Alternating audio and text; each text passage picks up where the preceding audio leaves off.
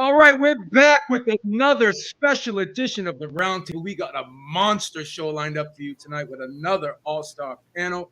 We got Dangerous Dave in the house, back from a long absence. Welcome back, Dave, from the Shoeshine podcast. We got the incomparable Kenny T, knocked out by Kenny, baby. And we got El Capitan, the CEO, the man behind the curtain, D-Style Boxing.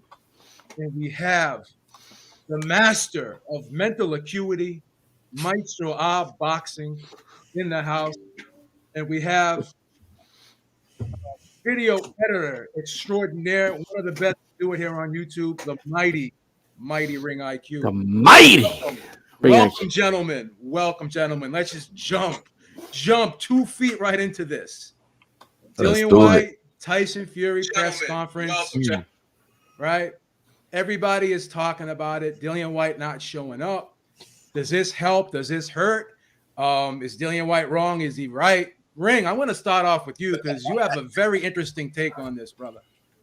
I don't think it matters. I don't think it ever mattered. I've been saying for a year, and you gonna know that because I've been saying that on my channel for a year, that outside of Joshua versus Fury, the biggest fight you can make in the UK is Fury versus Whyte. You know how their boxing fans are. They're very familiar with their fighters. They support them. And in a situation like that, the fight doing well and the fight not doing well, it don't fall on press conferences. None of that shit matters. Everybody that want to see the fight, they already know what's going on. They already following the story. So the pay-per-view doing well or not doing well, it ain't about whether Dillian shows up or don't show up. If anything, that could be getting the fight attention because it got people talking like, yo, he didn't come, da-da-da-da-da. But it's not going to have an adverse effect on the fight. Case in point, 85,000 tickets sold. Dillian wasn't even at the press conference. It still sold 85,000 tickets. When you think about the bad blood between Dillian and Fury and Frank Warren and just all of that, it makes it more like a soap opera. And the drama is what sells the fight. So at the end of the day, I don't think nothing of Dillian not being there. I think it's funny because you see how mad Frank Warren getting about the shit. His eyes is getting bigger. The veins in his eyes is getting bigger. He stuttering words and shit. It's like, yo, it's all entertainment. If he, look, think about it this way, right? If you an American and you wanted to see Dillian at the press conference, where would you have watched it? On your TV or your laptop or your phone. If he don't show up, where would you have watched it? On your TV, on your laptop, or your phone. It's the same fucking shit. So it don't matter to me. Long as they fight, that's all I care about. Long as they fight. All right, D-Style, what are your thoughts on the whole thing, brother? Okay, so my TV, my laptop, or my phone, right? I got that right. All right. By the way, I was thinking about the Snoop Dogg song when you say da da da da da. It's a motherfucking Ring IQ. But check this out. Look, man, all I know is this. That's all I know. Dude, you're not helping your case because they sold out a whole fucking stadium and you weren't there to promote it. Like, it's like, yo, you see how we didn't need you? We didn't need to give you a cut to sell the shit out? Like, you didn't need to be here, but you should have been here. It's how I feel about it, right? You know why? Because at the end of the day, when you agree to a purse, you know, even if it's not in the contract, even I think it's considered a bad precedent. I do believe that moving forward, I do think, you know, a lot of promoters are going to start thinking about this stuff and start kind of like, you know, put in the contract, you have to show up or we could penalize you such and such. At the end of the day, I think he should have shown up just because it helps his brand. Okay. If you do beat Fury, it helps your profile, right? That's how I feel about it. Okay, Maestro, what are your thoughts on this, man? I know you got a lot to say too, brother. Well, I mean, I don't disagree with anything that's been said. I mean, everyone has their perspective on this. And one thing I'll agree with what Ring IQ said, by the way, best daily channel to watch boxing shit is my brother Ring IQ. I don't know how you do it. 2 to 3 times a day, top quality shit. When other people struggle to put that out once a week, and I'm talking about the majors right now. All right. I'm gonna just say it's just like when you have a baby. Your first baby, you don't know what to do. Your second, third baby, you know exactly what to do. Get them on a schedule. The secret is a schedule. There you go. Dropping gems. So Look, one thing I'll agree with Ring is this. It leads to intrigue, the mysteriousness of it. Is he going to show? Is he not going to show? Right? Will he turn up at the next press conference? We don't know. What's he going to be like when he finally decides to show up for the fight? Did Fury get into his head? Like all of this stuff, this is what people are saying. The more people talk, the more there's interest. The more there's interest, the more sales there are. This has not led to people not talking. It's led to people talking more. So in that respect, I think that it's true. I don't think it hurts the promotion, but I also think it hurts Dillian Whyte. I was just talking on my own stream recently. I mean, if you're somebody that wants to get a sponsorship deal, that wants to get some bucks on the side, I mean, a company's not going to be hiring you to do that when you didn't show up at a press conference. All right. And when you're not there doing your promotional obligations and whatnot. So, the fight's going to take place. We know that. It's big record-breaking numbers on these ticket sales. I'm speaking to the degenerates right now. So, degenerates, I'm speaking for you. Degeneration X. You love the shoulder programming. You love the little mini documentaries. You love those little face-to-faces where they turn the chairs backwards and they're leaning over them. And they're talking to each other in their faces, calling each other donkeys and other type of stuff. We don't want to miss that. We need that. So, degenerates of the world, stand up, unite. Let's get Dillian Whyte excited about this fight. Let's go, baby. Let's go. Sound familiar? And that's it for me for now. Dave, what are your thoughts, brother?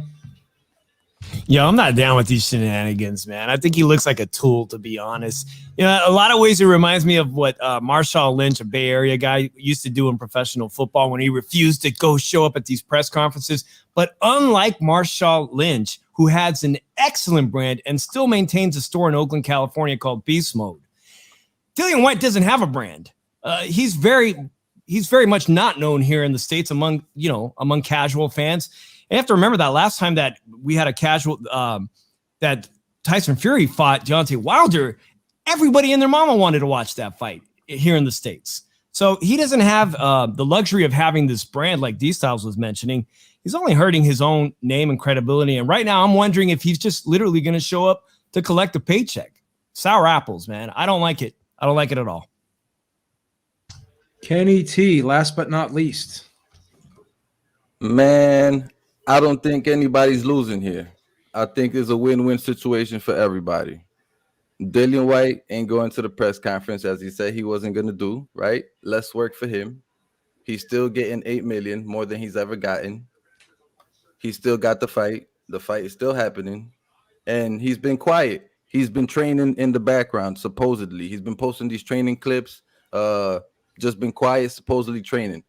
I'm hoping to see more fit Dillian Whyte, more with a better gas tank than we'd ever seen before. I'm hoping to see. I'm not saying that's what we're gonna see. I'm hoping to see. But and the press conference still happening. Yo, look, Tyson Fury did his thing. That shit was hilarious. That solo face-off shit with Warren, that shit was hilarious. It had me laughing, So it's a win-win. The fight is still selling 85,000. You know what I'm saying? It is what it is. Win-win for everybody. Let's work for Dillian. Fight still happening, and Dillian, if he wants to get the glory, the fans and everything, win the fight. Yeah, he wins the fight. All this promotion stuff don't mean nothing. Exactamente. Well, do you guys think? Well, I'm sorry. Go ahead. No, you go. You can finish. I was going to make a really quick point. I mean, I think it's totally possible that he's just trying to avoid any mind games, any Fury pissing him off and going into the fight like not thinking clearly. He's like, you know what? I'm just going to avoid the clown. I'm going to avoid the guy who literally got it. He got in Vladimir Klitschko's head. I think he got in Wilder's head. And he's like, you know what? I'm just going to avoid that shit altogether. And I'll see you on fight night. Maybe it's that. I want to say this. Go ahead, I've been watching Fury for a long time over the years, and I know that Fury is a control freak. That's why he talks so much. He don't let you talk. When you in front of him, he don't let you talk. He control freak.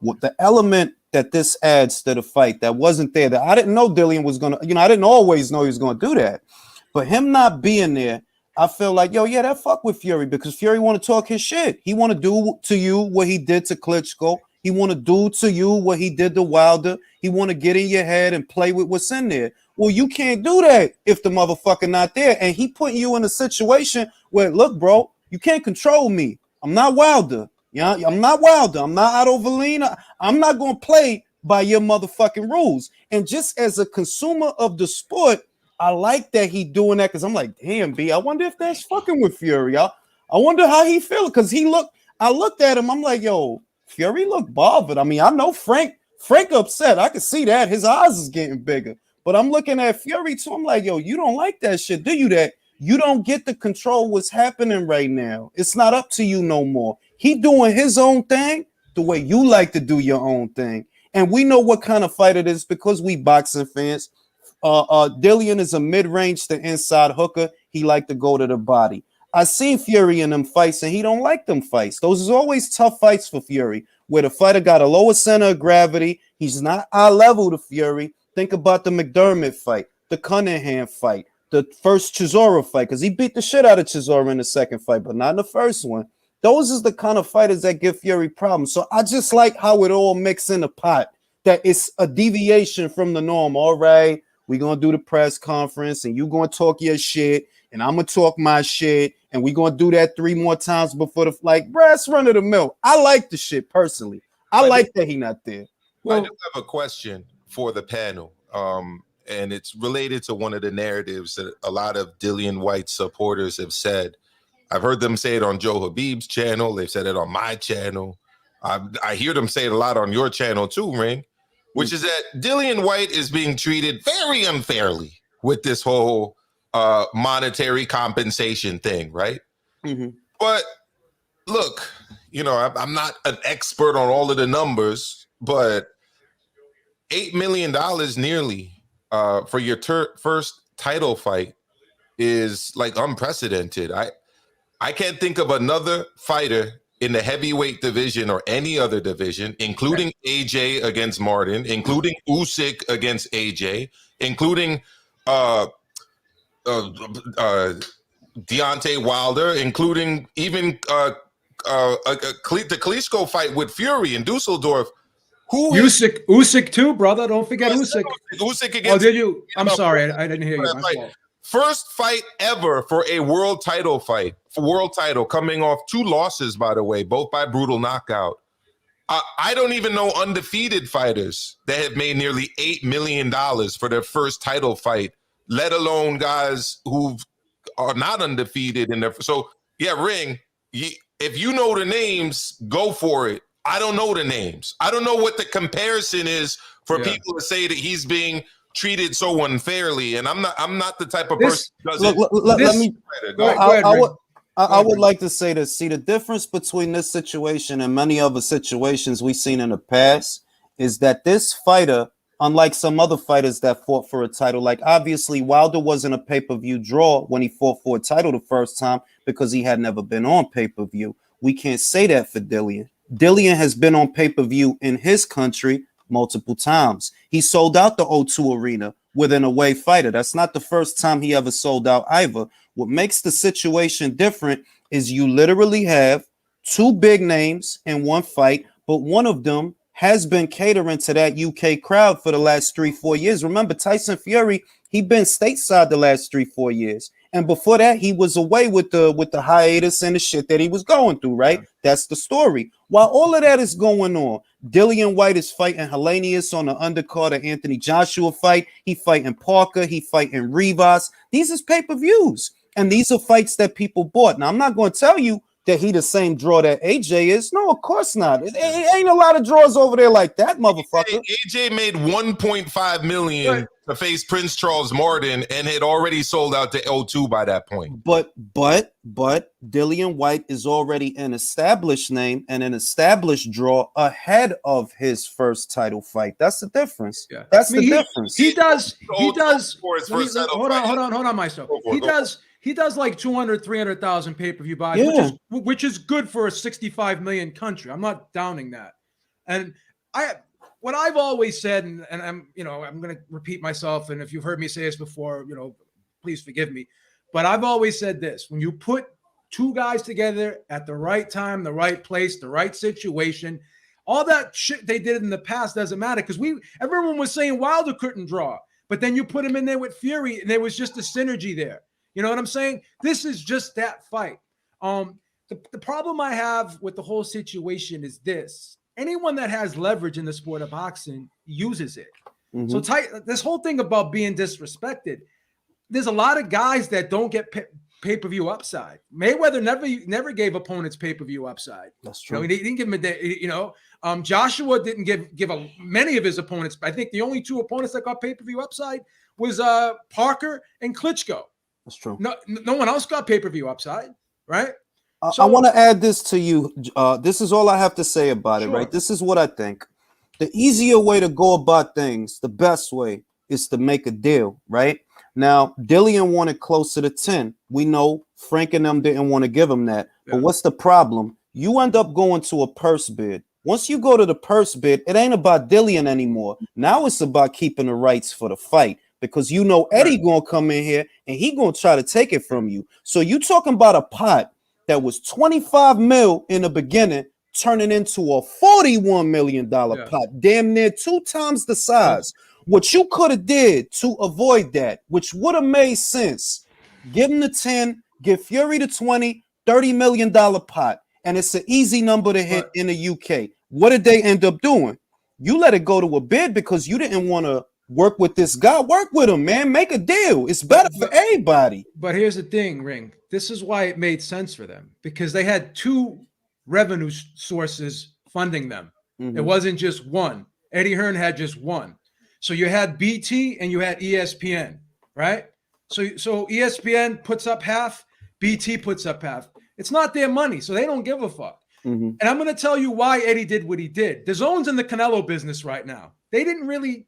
They would have taken this fight if it fell on their lap. Yeah, they're invested in Canelo. They're ready to drop down to 160 on Canelo. That's just my opinion on the whole thing. They Canelo was never going to take that Charlo fight. I had someone tell me that from the camp they said the same exact thing that he said on Twitter. He has nothing to offer me, and I sent you that message. No, yeah. The person that quote word for word said Canelo said Charlo has nothing to offer, and this was about a month ago. They were never going to take that fight.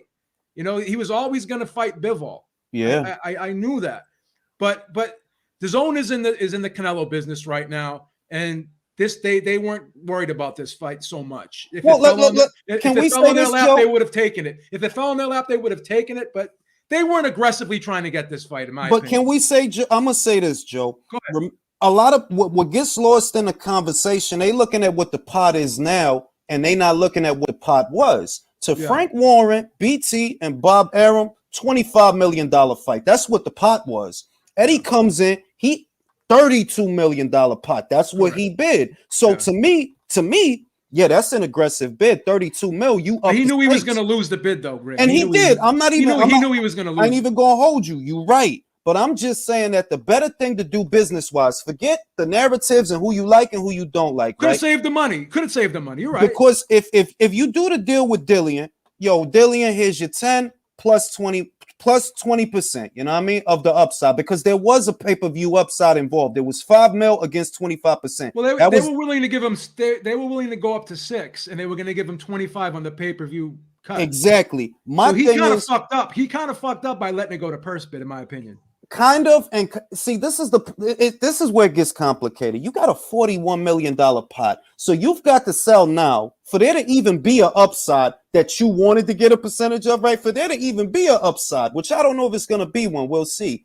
You would have to sell in excess of 1 million pay-per-view buys in the United Kingdom, plus another couple 100,000 in America to cover that pot. Now, now let's go back to the beginning. Why is the pot so big? Because they had to beat Eddie. Why did they have to beat Eddie? Because you let it go to a purse bid. Why did you go to a purse bid? Because he wanted 10 and you only wanted to give him 5. That's why I said make a deal. It's better for all of y'all. Lower break-even point, lower break. If he get the 10 and Fury get the 20, $30 million pot, easier number to hit. That's how I looked at it. I thought $5 million against 25.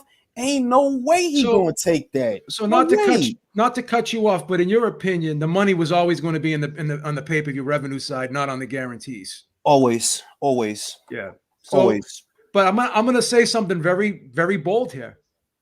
I think this is going to break the UK pay-per-view record, man. Maybe it does. I think it does, and I You think know how I feel about the fight, Joe. You know how I feel. I said it's a huge fucking fight. It's not a lot of fights you could do over there bigger than this one. I said that. And my only problem with Dillian Whyte has every right in the world to go for as much money as he wants. My only problem is your name is on this event, right? You're prepared to put on the best performance of your life, and you're going to be on the biggest stage in the world. Why would you not want as many people to see you as possible? Number one. That's what Mayweather did against De La Hoya. Number two, the press would have loved to have interviewed you, right? So now you burn some bridges with the press. There's some fans that wanted you there. Adam Smith, Sky, right? He wasn't too happy about that. And Adam Smith is really pushing this fight too. Sky's getting behind this fight too. Yeah. The whole UK, see, the whole approach that Eddie and Dillian are taking, they're not looking at the big picture, man. This fight is bigger than everyone. This is for British boxing. This you want this to put a big glow over the sport of boxing in the UK. This is the opportunity for this to happen, right?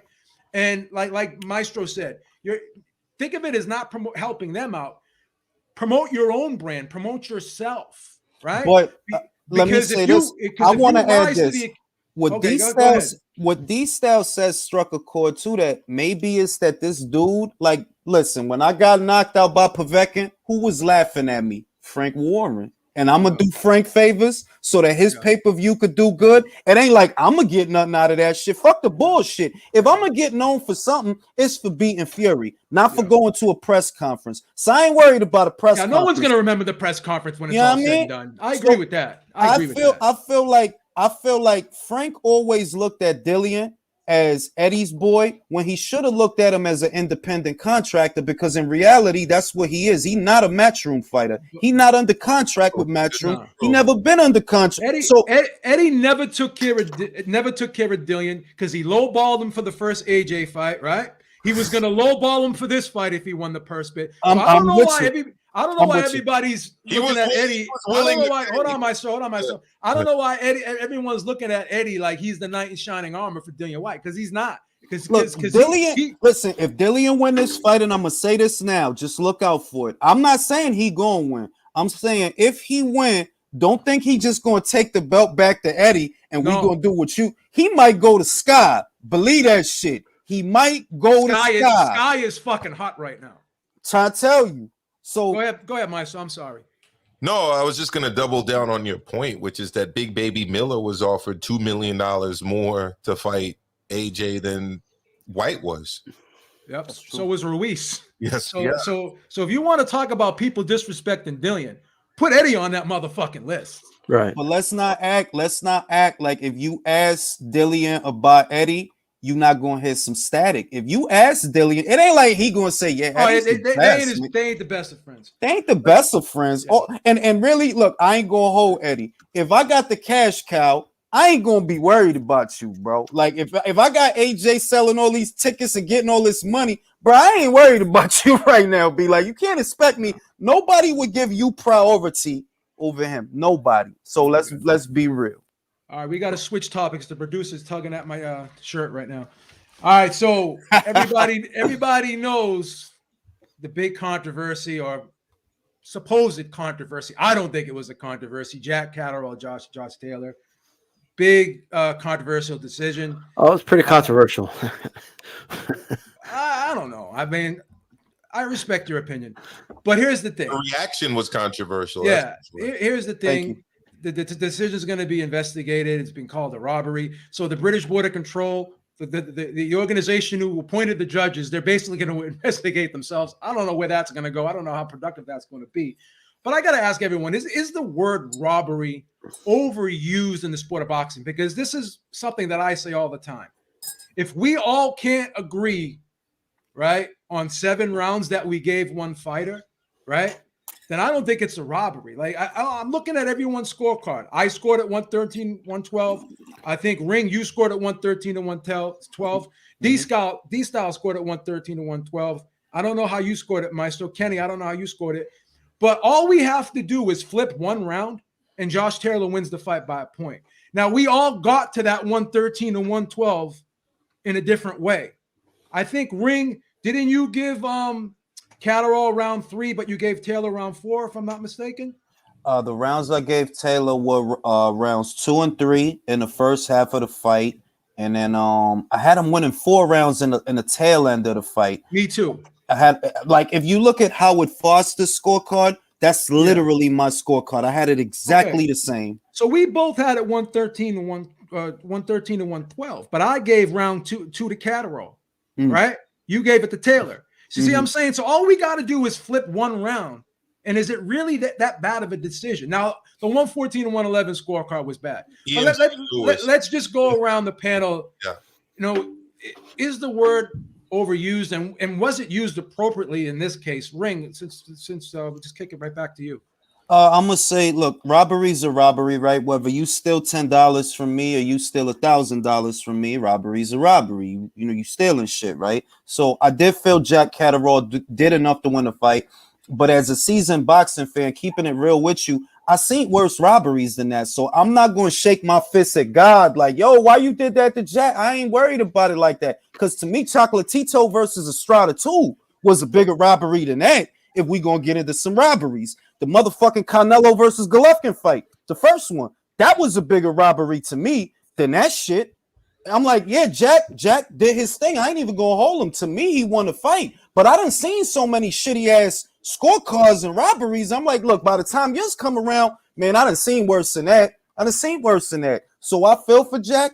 I think the best thing they can do for Jack is, look, get that man a title shot at least. Get him a WBO title shot. But as far as me getting upset about it, like, man, I done seen a million fucking robberies, bro. Take a number. It's a million of these motherfuckers.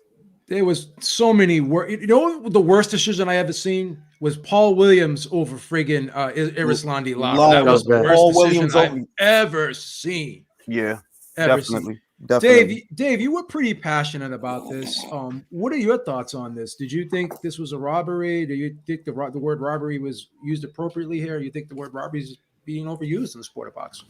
Well, thank you, Beeb, for asking me. Yeah, actually, specifically to this fight, it was actually I called it a robbery personally because I'm a person that believes in fairness and equity, and I think that Catterall was robbed here.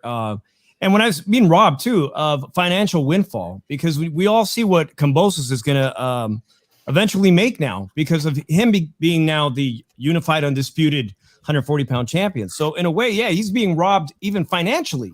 You know, he's being robbed of the record books. He's being robbed in legacy. Is the word robbery being used excessively in the sport of boxing? No, because let's just take in case Mikhail Fox last year, who fought for a WBA title, right? And an investigation was launched there. In my books, he won nearly almost every round and even dropped Maestre.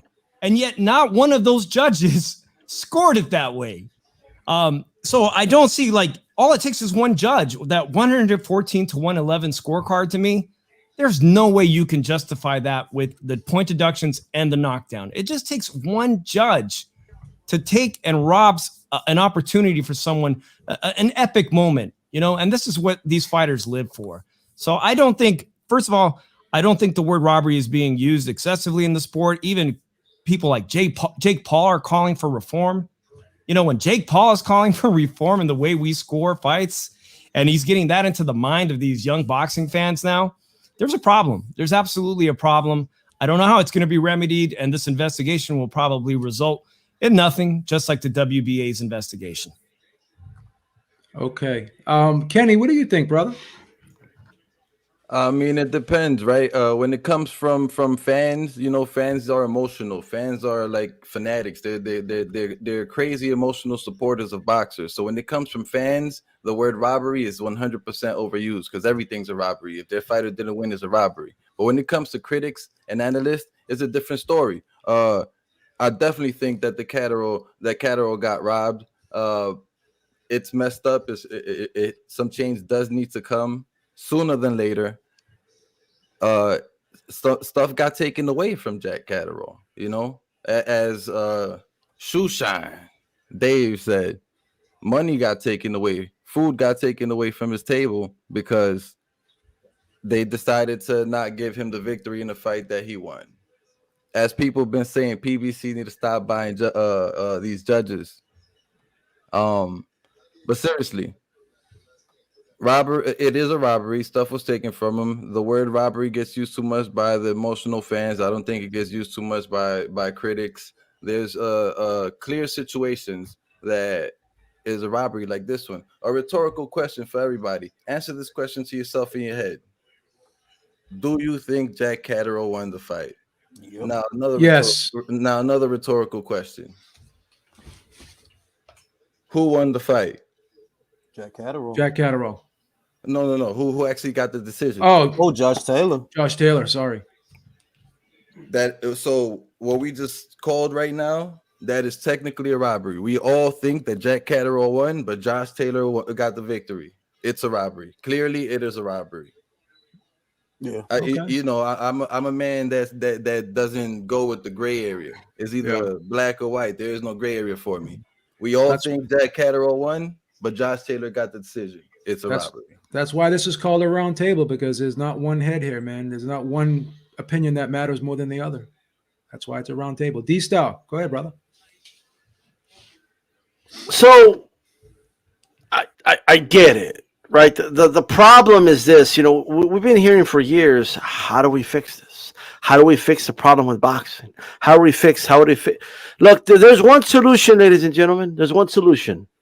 We need a sport that incentivizes going for the knockout, okay, and incentivizes guys to fucking fight. And then not run around the ring, not hold constantly, not fight in negative ways that are the antithesis of fighting. That's going to increase the number of stoppages, okay, and fights being conclusive in that way and not get in the hand of the judges. Now, get in the hand of the judges. I've said this. We got to get rid of this weird scoring criteria that boxing has come up with.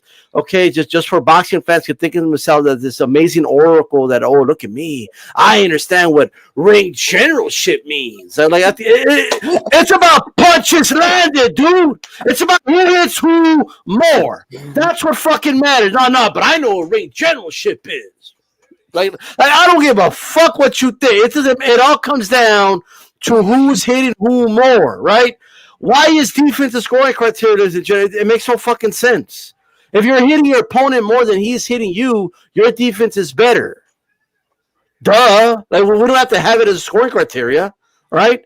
Like you sack the quarterback out, you don't get points on the board, but you are stopping them from scoring.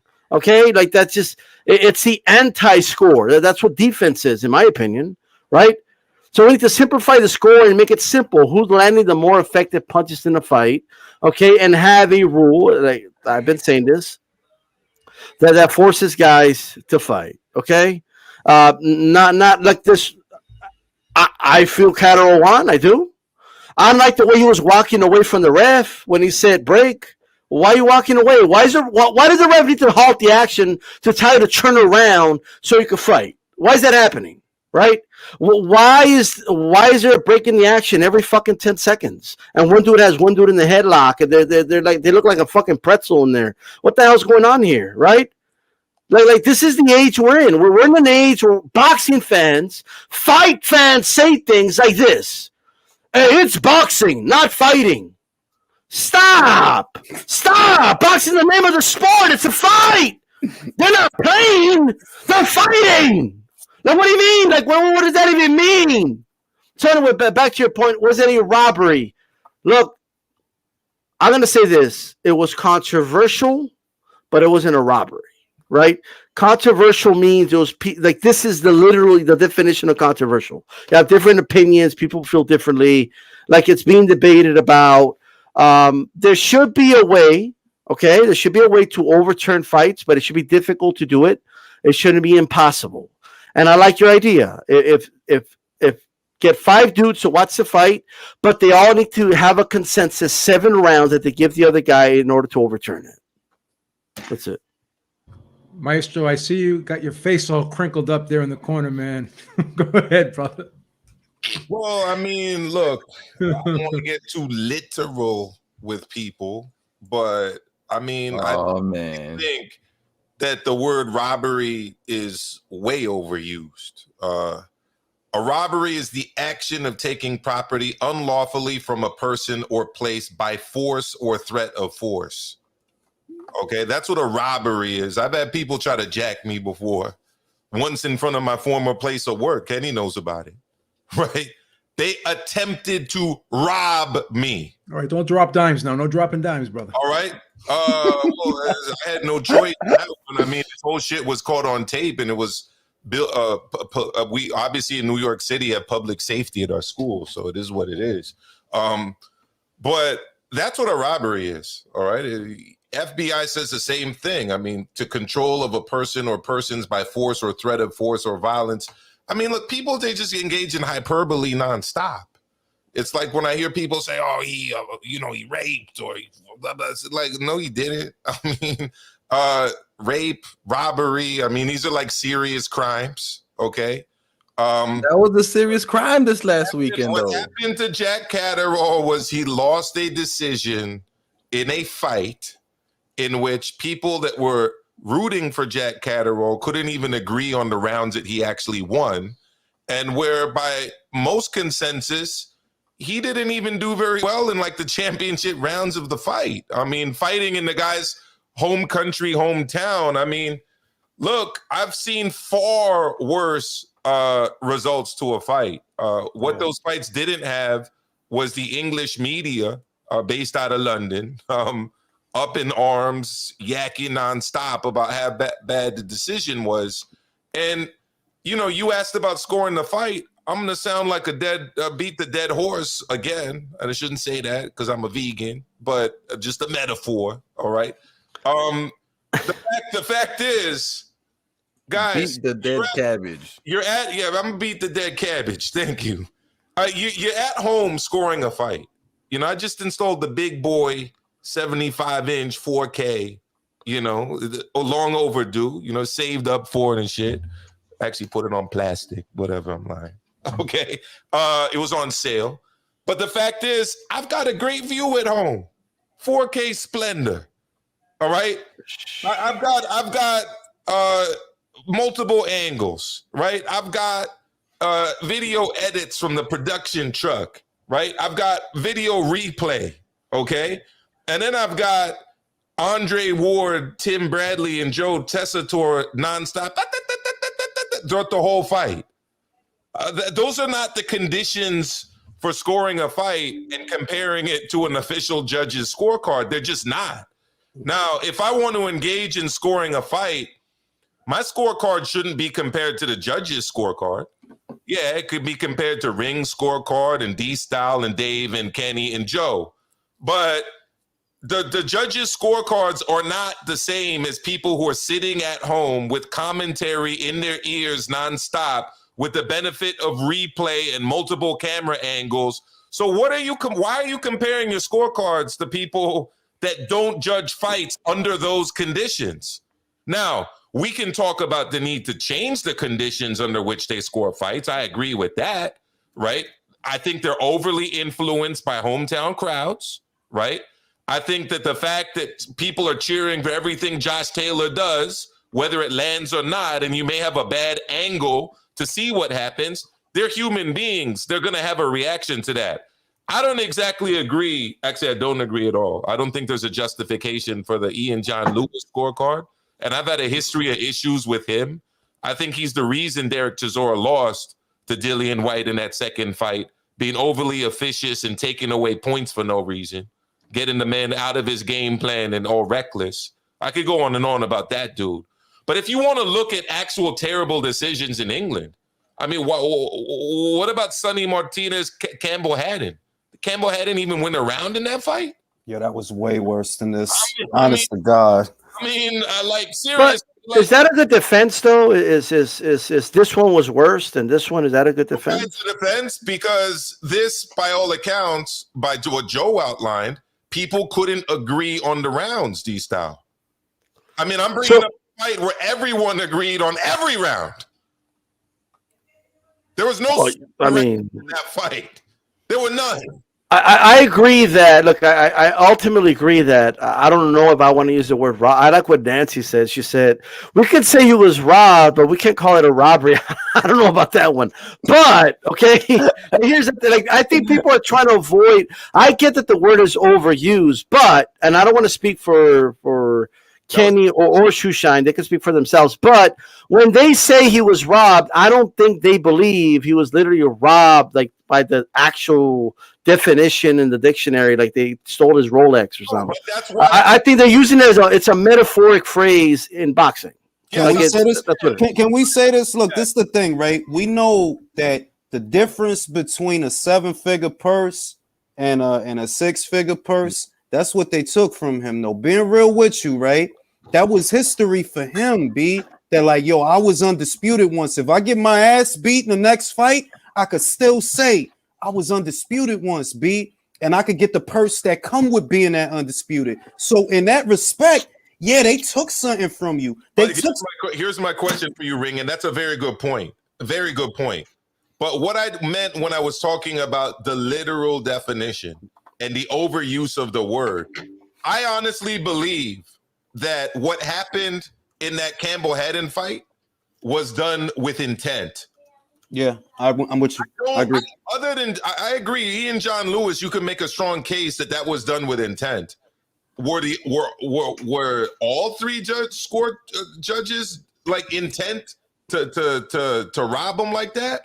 I mean, I think you can make a case for Ian John Lewis again, but I don't know if it was an intent to rob him or if it was just old geezers, like they called them in England, that probably should have retired, maybe shouldn't even be driving cars. Like, I'm one of these dudes that think that once you turn 65, you should be tested every year to keep your license. I agree with you. No, yeah, I agree with that shit. I 100%. That's me riding a motorcycle and a bike around New York City, Joe. You trust me when I tell you that a lot of these people need to get their eyes checked. Okay. So here's the thing. I got a lot of problems with judging. That doesn't mean that I think everyone did it on purpose.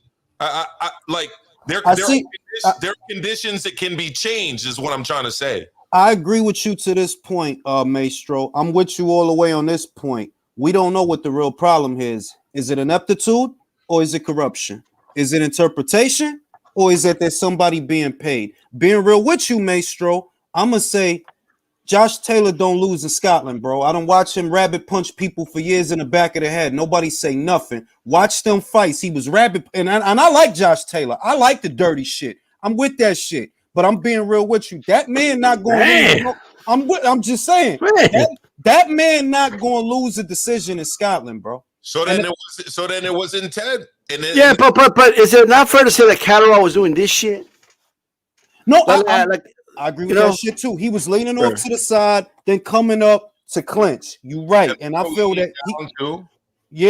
I'm with that shit too. But I'm just saying, when we look at that scorecard that none of us can reconcile, none of us, that's the one that shows me this motherfucker was never going to lose a decision over here. No matter what, how it forced to put. It's one judge in the pocket. It's one judge in. It ain't all of them. It's one judge in the pocket. And if you notice, every fight like this, every situation we in, it's one judge that they call like, yo, what fight was you watching, fam? Like even if you wanted to give Josh 1 or 2 rounds and maybe he didn't deserve, it's like, yo, but I don't know what it is. We know what it is. Look, you have like freaking 60, 7-year-old men, and you got half naked women on there looking like models and shit. Okay, there ain't no way they're paying attention to these fucking fights. They're not. Okay, they're distracted on some other shit. They're like people drinking around them. I mean, that's too much for them, man. I'm just saying. They should be backstage watching the shit on a monitor. Thank you. With headphones on that are mixed properly, so that they get the ring noise, but not all of the crowd noise. All right, it should be like being in a lab. Why do I have a better vantage point sitting here in the Bronx, okay, than they do? The disadvantage I have is Tim Bradley, Andre Ward, and Joe Tessitore. I don't need that. You could remove that and give me the fight audio only feed as far as I'm concerned. But they should be under the, somewhere in the back with monitors. Yeah, that's what I was gonna say. And cell phones away too. Like we've seen them get caught on their cell phones too. That's true. So let's segue into our next topic. Should they just revamp the scoring system? Should there be 5 judges? So then when you do have that, they need to revamp the scoring system. So then when you do have that one effed up scorecard, it doesn't affect as much because you have an extra 2 others that can offset that, right? Yes, and we should also go to 11 rounds or 13 rounds, but I've never understood 12 rounds, which leads to more draws. Like, and I've always said that too. Like what they should do is have the judges go in a room somewhere and watch a monitor and let them get the same view that we get, the instant replay, so they're not to somebody's back. And here's another thing that I like too. When there's a close round, instead of just scoring at 10-9, could you score at 10-9.5? You know what I mean? Because some rounds are so close and the guy just nicks it. So can you give the other guy 9.5? Because that would help get rid of a lot of draws. I believe that because we're in a digital era, online scoring, fan polling should be a thing, because this is not 19, 20, 30, 40, 50, 60, whatever. Online scoring, the fan poll, who did the fans give that round? And that should count for something in a situation where there are heads to split. If it ain't no heads to split, you don't turn to it. But fan scoring, because you made the point that I've been waiting to say all this time, Maestro. Yeah. We at home have a better vantage point than these judges. 100%. We see all 4 corners of the ring, all 4 corners. I don't listen with the commentary on. I always turn it off. But we see all 4 corners of the ring. You're going to tell me that 3 old men sitting ringside that got to look up, they going to see more than I'm seeing? From one position with no replay. And, like I said, they geezers. The problem I have with your in an ideal world that would work. But you got too many ignorant fools out there that watch boxing, number one. And number 2, it's a popularity contest. It is. Are you telling me that AJ would have lost to Usyk if the British people were allowed to vote? Do you know on BoxRec on every fight, you can click on the average fan scorecard and it'll tell you how the fan scored it. If you go on BoxRec, right, click on the scoring tab at the end of the event, and it tells you like 85 people scored this fight or 100 people scored this fight. Wow. And it'll give you the average fan scorecard. So it's pretty cool. I have an idea though for Ring to add on to him. One thing you could do though is allow people to be licensed, right? And then it becomes an annually renewable license, right? Where your scorecards are aggregated, and if you're way too far from the mean, like you're not allowed to get your license back. And then fan scoring could be allowed. You got to do some training. Well, I'll tell you firsthand, and I've said this several times. I'll go to a fight and watch it, and I'll score it. Then I'll go home and score it entirely differently when I'm watching it on television. 100%.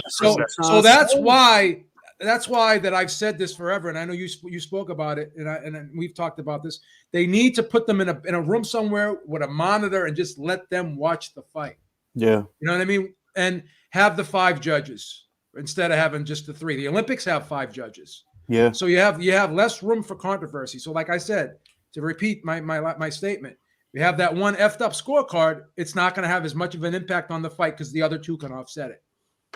Unless we end up with 2 fucked up ass. Because look, if you look at a lot of these shits, man, it's always one scorecard. You be like, yo, what the fuck was you watching, bro? Especially in situations like this one. And in those situations, the real question is it corruption or is it ineptitude? Because we have to know what the problem is to fix it. I see that card. That's not ineptitude, bro. That's corruption. That's corruption. So let's just go around the panel and everyone give what they feel would be a good change to the boxing scoring system. Let's start with you first, D-Style. I've always said it all comes down to the punches landed anyway. I think ring generalship doesn't mean shit. Like you can't control the fighter not landing punches, right? Defense doesn't mean anything really, if like, well, it does, but like it's like a redundant scoring system, right? Like if you're getting hit less and you're hitting your opponent more, obviously your defense has something to do with that, right? Effective aggressiveness has always made me laugh. Like it's almost like unless the guy is dominating coming forward, they're not giving credit for being aggressive because the word effective isn't there. They don't say effective defense. They don't say effective clean punching. They don't say effective anything else. But if you're the aggressor, like the one making the fight, you got to be effective, though. You know what I mean? Whatever that means. Okay, but I would do that. I would make it about the clean punching. And that would be the scoring criteria. And then the caveat, okay, would be an engagement rule, okay? Which the engagement rule is really simple. You're going to fucking fight. If you turn your back to your opponent, the referee's going to penalize you for it. If you walk away during the break, you're going to get penalized for it. If you're turning your back and running from the opponent, calling it boxing, you're going to get penalized for it. If you're spending more than a minute running around the ring, that's not defense, that's avoiding fighting. Okay? You will get penalized for it. You will fucking fight. You will stand in front of your opponent and fight. It doesn't mean you can't fight off the back foot. It doesn't mean you can't pivot out of the way and circle around the ring and come back in. That's not what I'm saying at all. What I'm saying is you're going to engage. It doesn't mean trade. It doesn't mean throw away defense. You're going to use your skill to avoid punches, right? And you're going to land more punches on your opponent. You're not going to do any of these tactics that people just, I'm being honest with you, do not want to watch, okay? Before the pandemic, I saw enough fights where people were just bored with boxing. They were talking about the weekend, okay, what they're going to do tomorrow, all right, at these fight parties rather than watching the fight because dudes were not fighting, okay? You had one guy running around the ring, okay, or you had one dude just holding too fucking much. Holding every 10 seconds, a break to the action does not help the sport. It hurts the sport, right? But for those that say, hey, it's boxing, not fighting. Okay, it's boxing, right? It's not judo. It's not Greco-Roman wrestling, right? So why are they holding then? And that makes no fucking sense to me, right? It doesn't mean they can hold one arm while they work with the other. It doesn't mean any of that, okay? All I'm saying is I want to see guys. We need an engagement rule, okay? That's it. Score the punches landed, have an engagement rule, and ladies and gentlemen, we're going to have more stoppages. We're going to have more exciting fights, all right? Less fights are going to go to the judges, period. Okay, going to the scorecard should not be the rule. It should be an exception, and we should only use them in the event that there's no stoppage at the end of the fight, okay? It should not be as common as it is. Too much marathon outpointing going on rather than actual fighting. Okay, I don't want to see fencing with boxing gloves. I want to see a fucking fight. That's what I want to see. I don't want to see how long someone can avoid fighting and pity-patting their way into a decision anymore. And nobody else wants to see that. That's just my opinion. That's how you fix. That's how you fix it. So a ti no te gusta rigondeado entonces. No te gusta Rigo. No me gusta lo que hizo Rigo en la última pelea. Pues perdió la última pelea, pero... Yo tampoco. Rápido. But what Rigondeaux did in the Donaire fight, I did like that. He was in front of Donaire. That was a boxing masterpiece. Not what he was doing against Casimero. That was trash. That was running around the ring, and I don't want to hear, they could do what they want. Basketball has a shot clock. Okay, football has intentional grounding rules. There's rules in every sport that makes guys engage in their sport. Okay, and like in Greco-Roman, you can't like elbow a dude. Like, I'm just being crafty in there. No, you're not allowed to do that, right? And in boxing, you shouldn't be allowed, okay, to be Greco-Roman or do nonstop. That's my opinion. Philly Drew, welcome to the panel, brother. What would you change about the scoring system in boxing? Tell you the truth, like there's always going to be flaws in scoring what's in boxing. Tell you the truth, they wouldn't be like stories if there's no controversy or robberies. At the end of the day, if you look at it, like, did I think Josh Taylor won the fight? No, he didn't win the fight. He won probably the last couple of rounds, but I still didn't think he won the fight. But there's been so many worse decisions in boxing, like Canelo versus Triple G won. Triple G won that fight, hands down. A lot of people want to say Canelo won, but Triple G won that fight, hands down. And like it's just so many bad decisions. Like it's Chocolatito Estrada too. That was a robbery.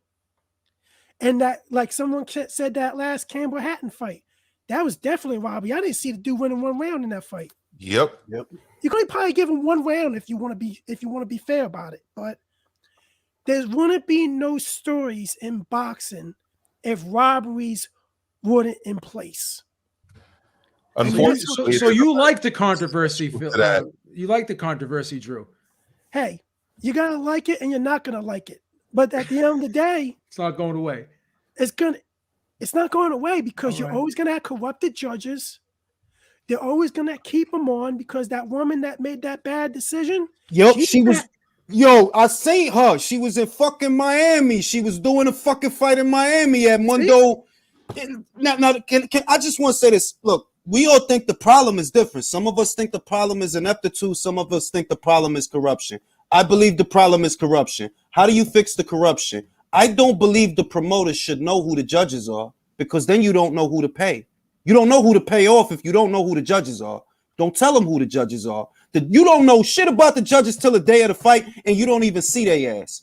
It should be certain things because I've always felt the problem is corruption. Make no mistake. The problem is corruption. Now, if you don't know who to pay, if you don't know who they are, you don't know who to pay. Simple. And I'm with Maestro's suggestion. I've been saying that myself for a bean. Yo, put them in a room and make them watch the broadcast. We always say that. Sitting on the side of the ring. I got another one too. I got another one. Go ahead, Maestro. This is actually going to be the main one, and we talked about it Monday, Mano a Mano Live with Kenny T. Okay. You got your baseball purist, right? They want to see the same old geezers calling balls and strikes and who's safe and who's out at first base. But we all know that there's technology that could handle that. Mm-hmm. You set up some radar, lasers, and whatever. I don't know what the perfect technology is, but it's been around for years. Yeah. Where you would have 100% accuracy with balls and strikes. How do you do it? You remove as much as possible the human element from the decision. Now, believe it or not, we have technology already where you could put sensors in these gloves and determine what was hit, what was blocked, what part of the body it hit. That technology is already there. So if you really want to eliminate shit, right, and I'm not talking about CompuBox, which is a man like hitting a button over and over again. That's not what I'm talking about, right? People think it's a computer, Milcar, because it says Compu. They think it's a computer. It's literally a guy going, oh, he hit him, oh, he hit him, oh, he hit. Like, no. Okay, I'm talking about you put sensors in these gloves, all right? You have them connected up to a system that records everything. And then you've got actual good statistical data, which could form part of the thing. So number one, yes, let's get these guys in rooms with monitors, without commentary and without crowd noise, but ring noise. You can mix that easily. Anyone who's recorded in a radio station or a music studio knows about that. Okay. Number two, you bring in Ring's idea. Let's get some more people involved in scoring, right? And you add on mine, which is you get them licensed up. You have them take a test, right? It's a renewable license every year where their scorecards have to exist within a mean that's reasonable. Otherwise, you're dropped. And number three, we got to start bringing in tech, all right? And that includes with these replays and getting it right, you know what I mean? But the tech is already there. And I know Kenny can talk about that because we've talked about that at much length in our own private discussions, technology and boxing. Fuck, I'm not counting my steps. I got my watch telling me that, right? So, I mean. You know what was crazy, Maestro? Remember the Roy Jones-Mike Tyson exhibition where they had Christy Martin, I think Antonio Tarver and Vinny Pazienza scoring the fight? They scored the fight from home. They let them score the fight from home. So they were watching it on television and then they were putting their scores up. That's pretty cool. You could even have judges remotely scoring the fight from their home. Right. It's like my brother Daniel Rios in the chat is saying they're already lining these guys up with sensors to design these video games. Yeah. Technology's there. Like, we're 2022. The idea that we're still requiring like 90-year-old judges with like 2-inch thick fucking glasses sitting in a spot with crowd noise and distractions around us, around them, sorry, to let us determine what these results of the fights are. It's kind of crazy. Let me let Dave get in real quick before I thank D-Style for this super chat. He says engagement rule. Dave, what are some things you would do, brother? First, I want to second something that Ring IQ brought up earlier, because I was having a conversation with one of my homeboys who watches the big fights. He's a casual fan, right? And he's second what Ring IQ said. He's like, why not use a public poll immediately for the fans, or something like what American Idol does, which lets fans click a button on who they think won that particular thing. But then I think, Beeb, you mentioned, well, if the stadium's full of a particular fighter's fan base, then that would be skewed, right? But it's still not an awful idea to have, like what you said. Well, another great idea is to allow fans to become licensed and to immediately put a vote on each and every round, which I think the judges should have access to immediately as they're cast.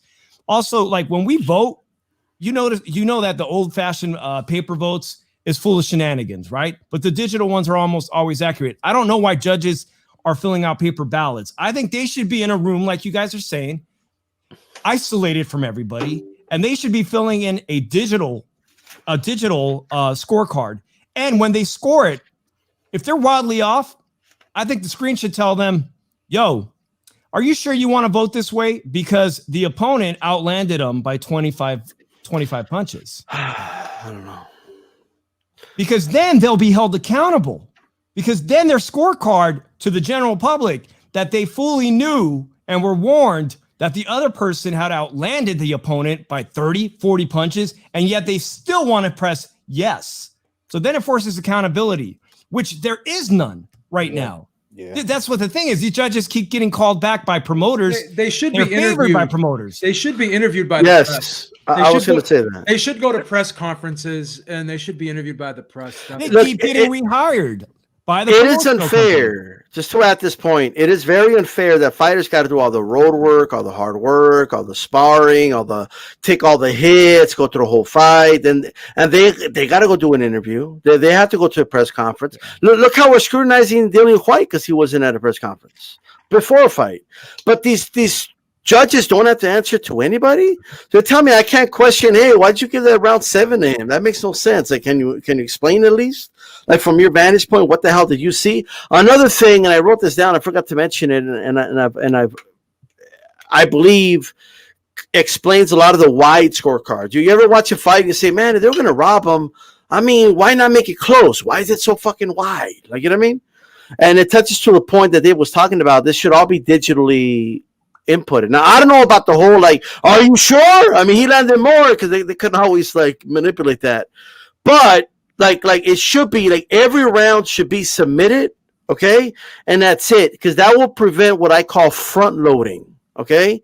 Which means if it's close enough and you kind of know the other guy didn't win, but you're trying to make the house fighter, a fight, whoever it is, win the fight, you start front loading it early. You want to get to 7 as soon as possible. Sure. Right?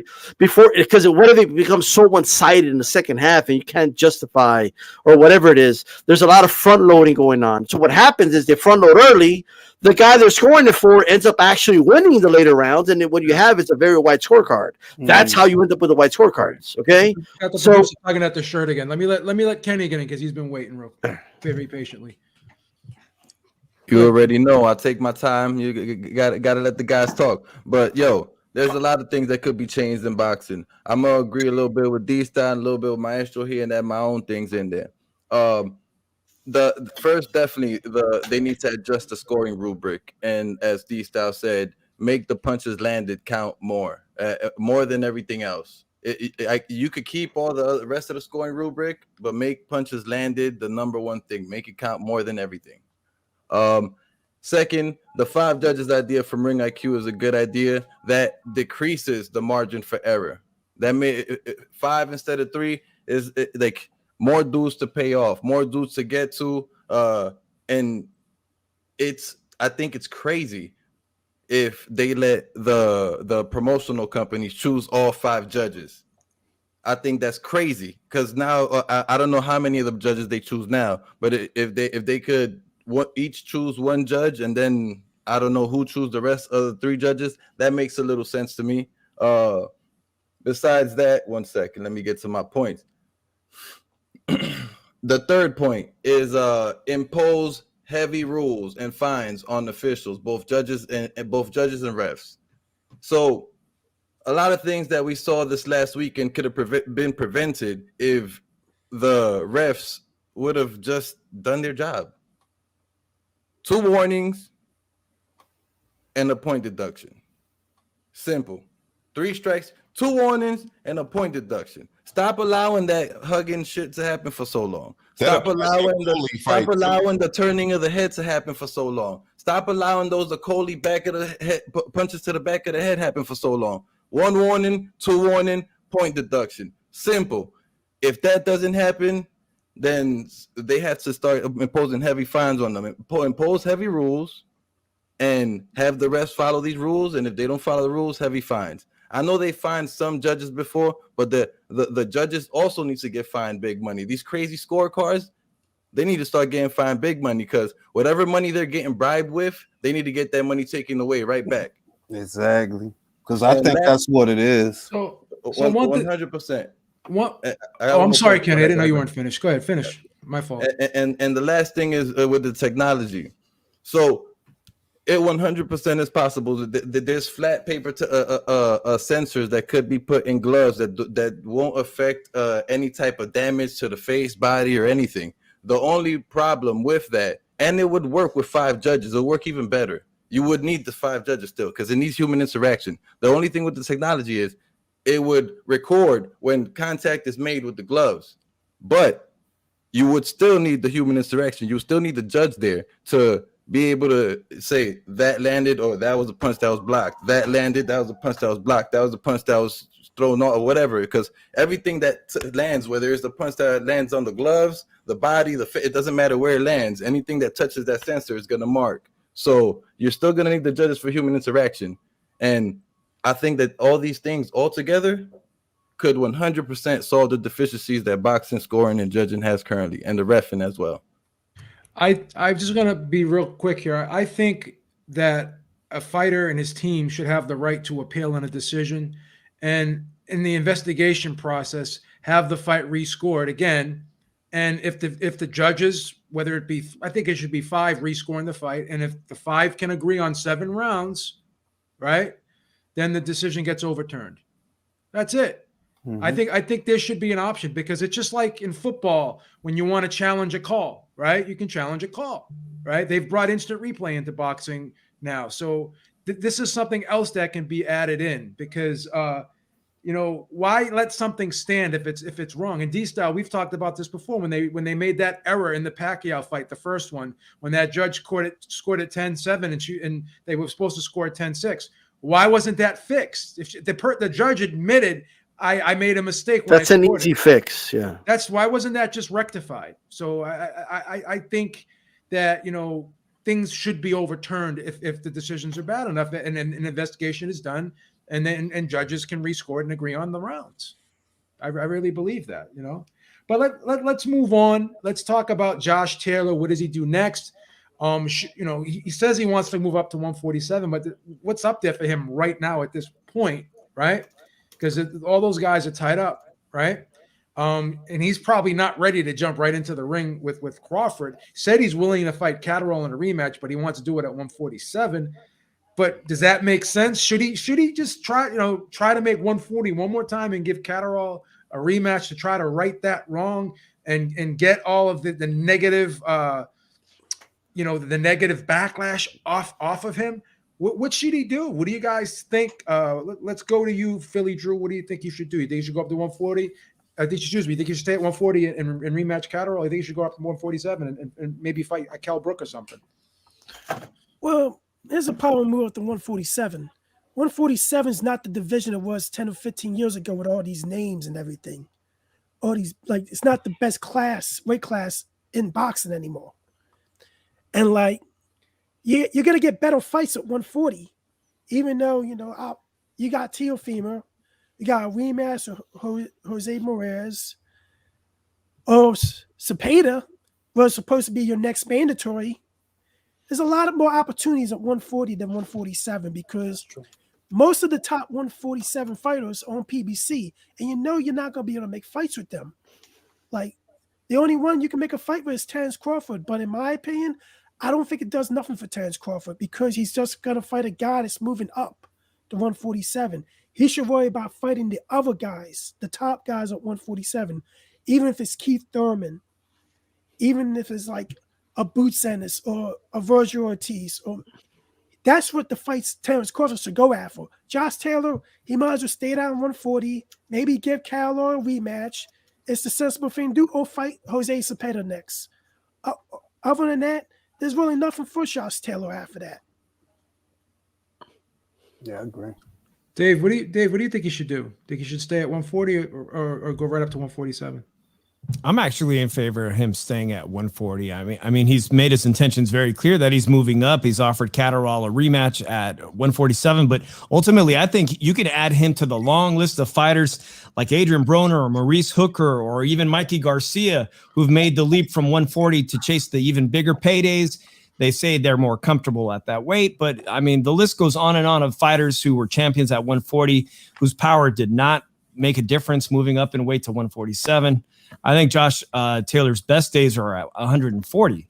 And like Drew just said, these fights that he's chasing, most of these guys that are holding titles right now are at PBC, making him actually putting him in the same shoes that Terrence Bud Crawford was for so long with Top Rank, not being able to secure huge fights at 147 pounds. Yeah, I got you. Kenny, you think he should move up or you think he should stay at 140? Or for at least for one more fight? On the contrary of everybody, I think he should go up to 147. He's been talking about that he doesn't feel comfortable at 140 for a while now. He didn't look comfortable in that fight with Catterall. He looked drained. He looked weak. He was throwing punches in the air to try to keep Catterall away from him. He wasn't even trying to land. When you seen earlier in his career, when he did feel comfortable at 140, he was a beast, an animal, coming with insane vicious body shots, coming to knock people out. That's not the Josh Taylor we saw there this past time. Josh Taylor looked weak. I didn't like that Josh Taylor. I don't want to see that Josh Taylor again. If he's gonna stay at 140 and be that Josh Taylor, retire if you're gonna stay at 140 and be that Josh Taylor. And I don't think he should retire. So I think he should go to 147. And there's a lot of food for him at 147. He should definitely not go to 147 thinking about, I'm gonna fight Terence Crawford. I said this many times. Terence Crawford will pick Josh Taylor apart. I said this many times. So eat him up. Food. That's baby food. Compota. Banana.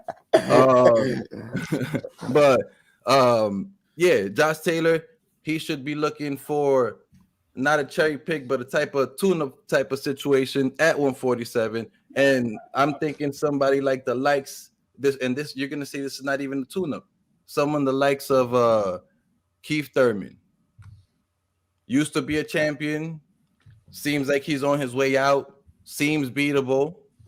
If he wins, it's not like, but you beat Kavaliauskas or whatever his name is, or he got beat by Terence Crawford and Valdez. It'll be like, this guy's only gotten beat by Manny Pacquiao.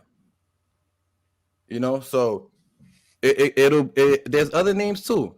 He could fight Valdez. He could fight Ennis. Those aren't bad fights for him. Those are fights that everybody's ducking. And if he does beat those guys and does great against those guys, then go again at Terence Crawford. And you know what? Errol Spence is getting ready to move up to 154. I said it the other day on my own podcast. The Terence Crawford-Errol Spence fight is never going to happen. Mark my words, it is never going to happen. He said some words in an interview. He said, they asked him if he cared about Undisputed. He said, I care more about just continuing to fight and, just staying active, because I want to show my kids that you just got to continue going. And if I could just stay healthy after this car accident, I just want to show my kids that you continue going. That's more important to me. This clown. And I was such a big fan of Errol Spence before, but that's some clown shit right there. There's the Terrence Crawford Errol Spence fight is never gonna happen. He's gonna move up to 154. Small Charlo's gonna move up to 160. You forgot the eye patch. Big Charlo's gonna move up to 168, and that's what's gonna happen. And everything's gonna be open for the taking at 147. And why not be the guy to be there to start catching stuff when it starts getting let go? Why not be the guy to try to make a super fight with Terrence Crawford? Because you know what? Terrence Crawford will take the fight. Josh Taylor will take the fight. Although I think Josh Taylor still loses that fight. That still is a big money, super pay-per-view fight. So 147 it is for me, folks. Got you. Maestro, what do you think you should do? Well, the fact is, there's a lot of like throw the baby out with the bathwater in boxing. I mean, you know, Soriano blew a save. People weren't saying, oh, well, he's a terrible pitcher now. He can't close. You know, people have bad nights, you know, and going into this fight, if you look at it, the lead up, I mean, Josh Taylor was dealing with a lot. I mean, knee injury, COVID, bronchitis, delay, fighting at home. You know, I don't know if the circumstances were the best for him.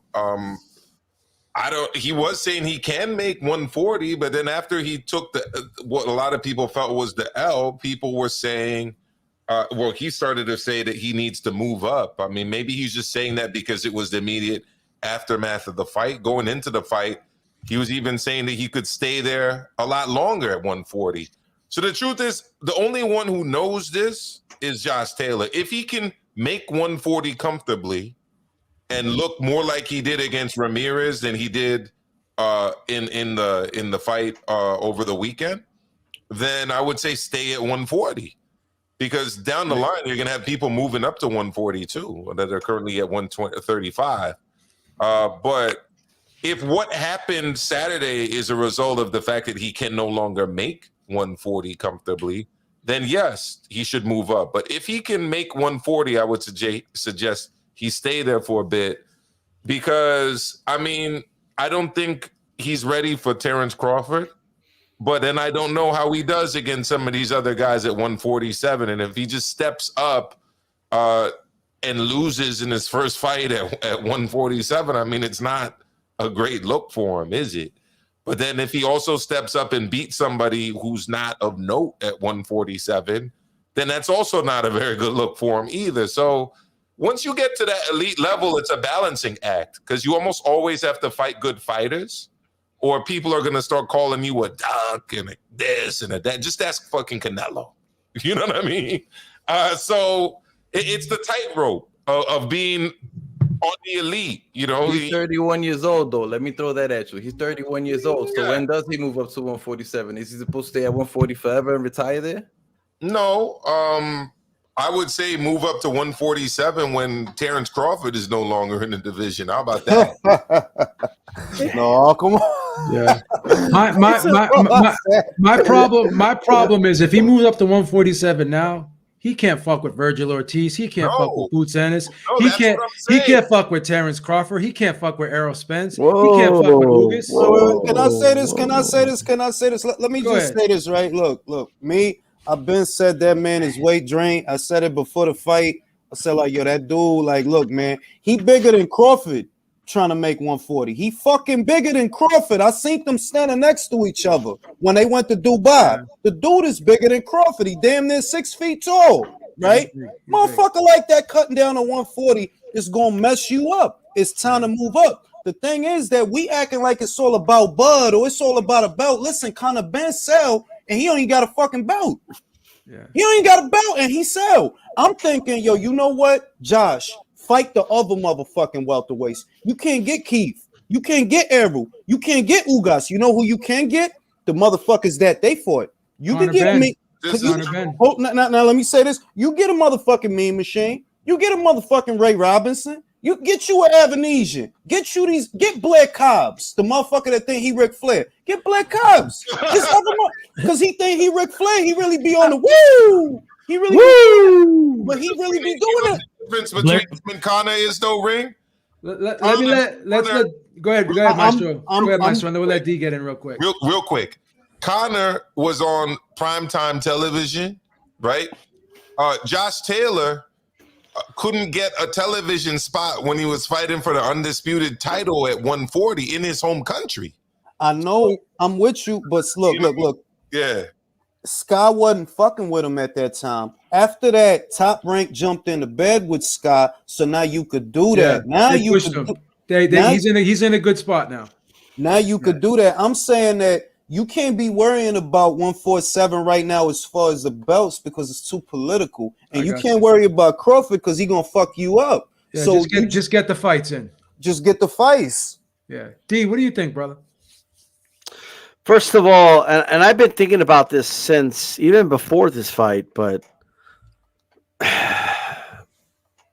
Manny Pacquiao, you should have fought Taylor, okay? At 140 for a shot at undisputed, good swan song. And if you don't win, you don't win, but you didn't win anyway against fucking Ugas. And I think 140 was a good weight class for Manny to make, and he's a southpaw. I'm just saying, like I felt like not the Spence fight, this fight for undisputed 140 should have been a fight Manny Pacquiao should have gone for. Just in my opinion, I'm just putting that out there. And I actually said this after he became undisputed against Ramirez, and I said, "Yo, Manny, this is the dude. That this is your opportunity to become undisputed at a weight class something you've never done. It'll be a good way out. And if you don't win, you lost to the undisputed champion. It's whatever, right? I'm just putting that out there. Now, what should Taylor do next? He, out of his own mouth, he said, I'm moving up. You know what I mean? But I think the public pressure might make him take this rematch with Catterall. Okay. It's kind of similar to like after Floyd beat Castillo, but there was like public outcry saying you didn't really win that fight. You know, you didn't win, right? So he went out there to right the wrong. I think Taylor might do that. And I would actually favor Taylor in the rematch, believe it or not. I would. I think Taylor should be able to beat a Catterall. Like, if he prepares better, right, he should be able to beat him. It's like Catterall wasn't doing anything spectacular in there. It's like, I was thinking to myself, yo, it's not like in a Rubik's Cube in there. Like, you know what he's doing. He's tying you up when you get inside. He's turning his back to you. You know what I mean? Like what that's all he's really doing on the inside anyway, right? You're still going to have to deal with a mid-range of Catterall, but I think that's what it is. I think he's going to either rematch Catterall or he's going to move up and probably fight Crawford. And I don't think that's a good idea at all. I would rather deal with the struggle of making weight and fighting Catterall than feeling comfortable making weight and fighting fucking Crawford. Okay? I just think the latter is a better option. Or the first, I'm sorry, is a better option. Kell Brook is an option too. That's what I'm trying to tell y'all. Like, look, Kell Brook just fought on Sky. Know what I mean? Taylor, I don't think he can make 140 safe anymore. Being real with you, though, I do agree with D Styles that look, you got a better chance of making 140 than beating Terrence Crawford. You ain't gonna beat Terrence Crawford, bro. So just chill right there for a second, run it back with Cataract, and then go to 140. Fight Cataracts, and then go to 47. Because right now, it's either you gonna kill yourself making 140 or Terrence Crawford gonna kill you when you make 147. You're not gonna win that fight. But is it hard to pass up if the WBO makes you super champion and you can just jump right in front of everybody and get that title shot in your first fight? If you're him, what's going through your mind in that situation? Because you're being pulled in two directions. I think D-Style makes a phenomenal point. You got all that public pressure on you, and the only way to get rid of it is just beat this guy. And if you try to get this guy to fight you at 147, then the people are gonna, and you beat him, they're gonna put an asterisk next to it. It's gonna be a caveat. So he's pulled in two different directions here, man. Because if he could jump right to the front of the line, why have to go through all the rigmarole? One more fight, run it back in the UK, fuck Scotland, do it at the O2, run it back with Cataract, run it back because the UK fans not gonna fuck with you till you run it back. They screaming bloody murder, they screaming robbery. The English fans. Right. The English. We still love them in Scotland. You right. So you'll run it back and just do, because you're not gonna beat Crawford, bro. And if that's your next fight, you gonna get fucked up. Yeah, you're gonna get fucked up. All right, let's move on. Julio Cesar Martinez, Chocolatito Gonzalez, man, this weekend, man, big fight. What do you guys got? Dave, let's start with you. Well, actually, I'm having a change of heart on Monday Night Shusha, and I actually was going with Chocolatito Roman Gonzalez. the veteran coming up with a close decision win. And I've changed my tune, man. I've completely changed my tune. Sorry, Drew Evo. This is the year of upsets of smaller fighters. We've had Bam Rodriguez do it this year already. And now we have a new Argentinian champ at 115 pounds beating Ancajas.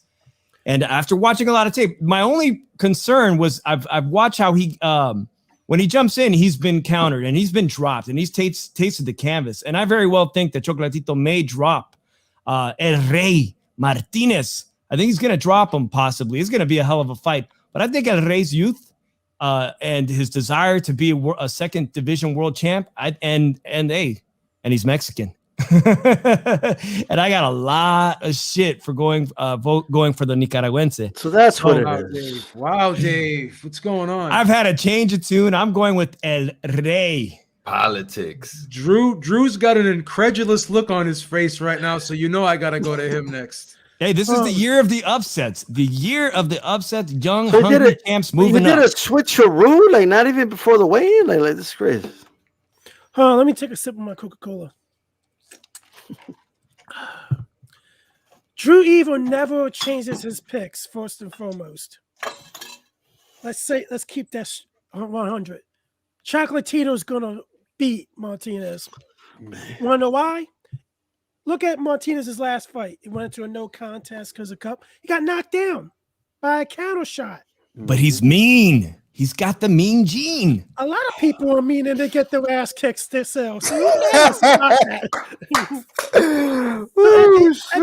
At the end of the day, mean. Josh Taylor's pretty mean. At the end of the day, experience is going to overtake youth. Chocolatino's strong punch output is going to be too much for Martinez. Chocolatino wins by late stoppage by the old decision. Pretty much covered all the bases there. You could stoppage or decision, right? I think Chicano Prophet paid Dave to switch his pick. I think that's what happened. Yes, he did. Yeah. He paid him a nice. No, you know what? Chocolatito's got some high mileage, and I think it's finally going to catch up to him. But we'll see next He Monday. had that mileage on Monday, brother. He just changed your pick. What happened? Someone played with the odometer over the weekend. What's going on? Someone tinker with that odometer? He had that mileage when he lost to Rungbaside twice. I was got there knocked for down, those right? fights. D, who you taking Saturday, man? Me? No, D. Oh, D. Look. First of all, let me just say really quick. Let me just say this: this 115-pound division is fucking fire. Yeah. You got legends on there. You got veterans on there. You got young guns on there. You got dudes in their early 20s, mid 20s, late 20s, early 30s, like mid 30s. This is crazy. And I'll tell you right now, man, I'm waiting for like the U.S. debut, like of Ioka or something, like. Because I want to see Ioka Gallo next. I think that's the fight to make. Those two should fight each other before these young guns start coming up anyway. Like you might as well settle it now, in my opinion. And there's no guarantee you're going to meet because you got Martinez from Argentina. You got a Martinez moving up to fight Chocolatito right now. You got Bam. I think Bam's going to move down, but he'll be back eventually, right? So look, I'm picking Chocolatito to win this fight. I think Roman Gonzalez, there's one thing. I actually had the privilege of interviewing his trainer before the Gallo fight, and he kind of revealed something to me that kind of maybe I shouldn't have missed, but I should have known. But look, Gonzalez lost his lifelong trainer. Okay, he lost his trainer before the Rongazai fight, and he wasn't the same. Okay, but he found connection with his new trainer, and at first I was like, yeah, they all say that, whatever. But after that performance against who I believe is the kingpin of the division, at the least number 2, if you have Ioka 1, you got Gallo 2 at least, right? And so for him to put on that performance, to put on not just a performance, but like a record-breaking amount of punches thrown in a fight performance, I think showed me a lot in that fight. And maybe that was his swan song, but I doubt it, man. Something tells me he still has a lot left in him. Something tells me he's still going to be in the mix. And unless Martinez's power carries like that at this weight class and could hurt Roman, unless that's the case, I think Gonzalez should be all right. Okay, Roman Gonzalez, Chocolatito for the win. All right, I got him by a late round stoppage. I think Martinez gets hit way too much for a guy like Roman Gonzalez, in my opinion. But it's not going to shock me whoever wins. I think this is a classic 50-50 fight. Maestro, ¿qué pasa? Well, poco confundido when it comes to this one. Because guess what? I would have never picked Puma Martinez to just utterly dominate Jerwin Ancajas the way he did last weekend. Jesus Christ. All right, like if you would ask me to predict that fight, it wouldn't have been that, And in this fight, you've got a guy who's, I believe, older than Ancajas, Pretty Boy Ancajas, and Chocolatito. Definitely has way more miles on his clock.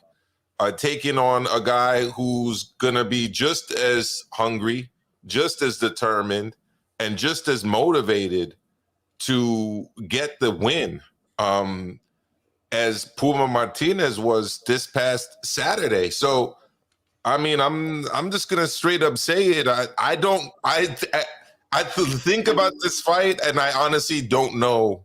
You cannot sit on the fence if you're on the round table. That's We illegal. got no fence riders here, bro. That's Come on, you can't illegal. ride on the fence. You can be Hey, Kenny, fined tell for him that. something. You can't ride on the fence like You that. can be fined for obsessing that. your boy, Kenny. We don't do that on mano either, so I don't know what he's doing, man. Sitting on the fence, you can't do that here. Look, I'm not going to pick. I'm just going to be a spectator. Come on. hey, I'm just saying. Look, I'm just keeping it real because when I drop my opinion, I just want it to be known that, Can't make you pick after the fight. You can't make you pick after the fight. last week's win by Puma Martinez. Yo le voy al que gana. Oh, okay. Last week's win by Puma Martinez has made me decide that if I'm going to pick in a 50-50 fight this weekend, that I'm going to pick Youth, man. I'm going with Youth on Saturday. El diablo. This dude was like nonstop last week. I was like, where the hell is this coming from? You know what I mean? Sí, pero encaja una basura, man. ¿Qué es lo que? Nah, Una basura, ¿qué es lo que? No, longest reigning titleist in the Porque weight. no pelea con nadie. Porque no pelea con nadie. That's the only reason. Guapo, Pretty Boy on guys. Yo, Maestro, make it easy on you. Want to flip a coin? Oh man, but then on the other hand, I'm like the clean punching and the accuracy of Chocolatito. I mean, Yeah. I mean, just do what Dave does. Just change your mind every day. You know what I mean? Like today and then. Let Ring get in real quick. Let Ring Once get a in real week. quick. These styles, once a week. I'm going with experience. I'm going to go with clean punching and accuracy. I'm going to be going with Chocolatito. All right, good job. All right, Ring, who you got, brother?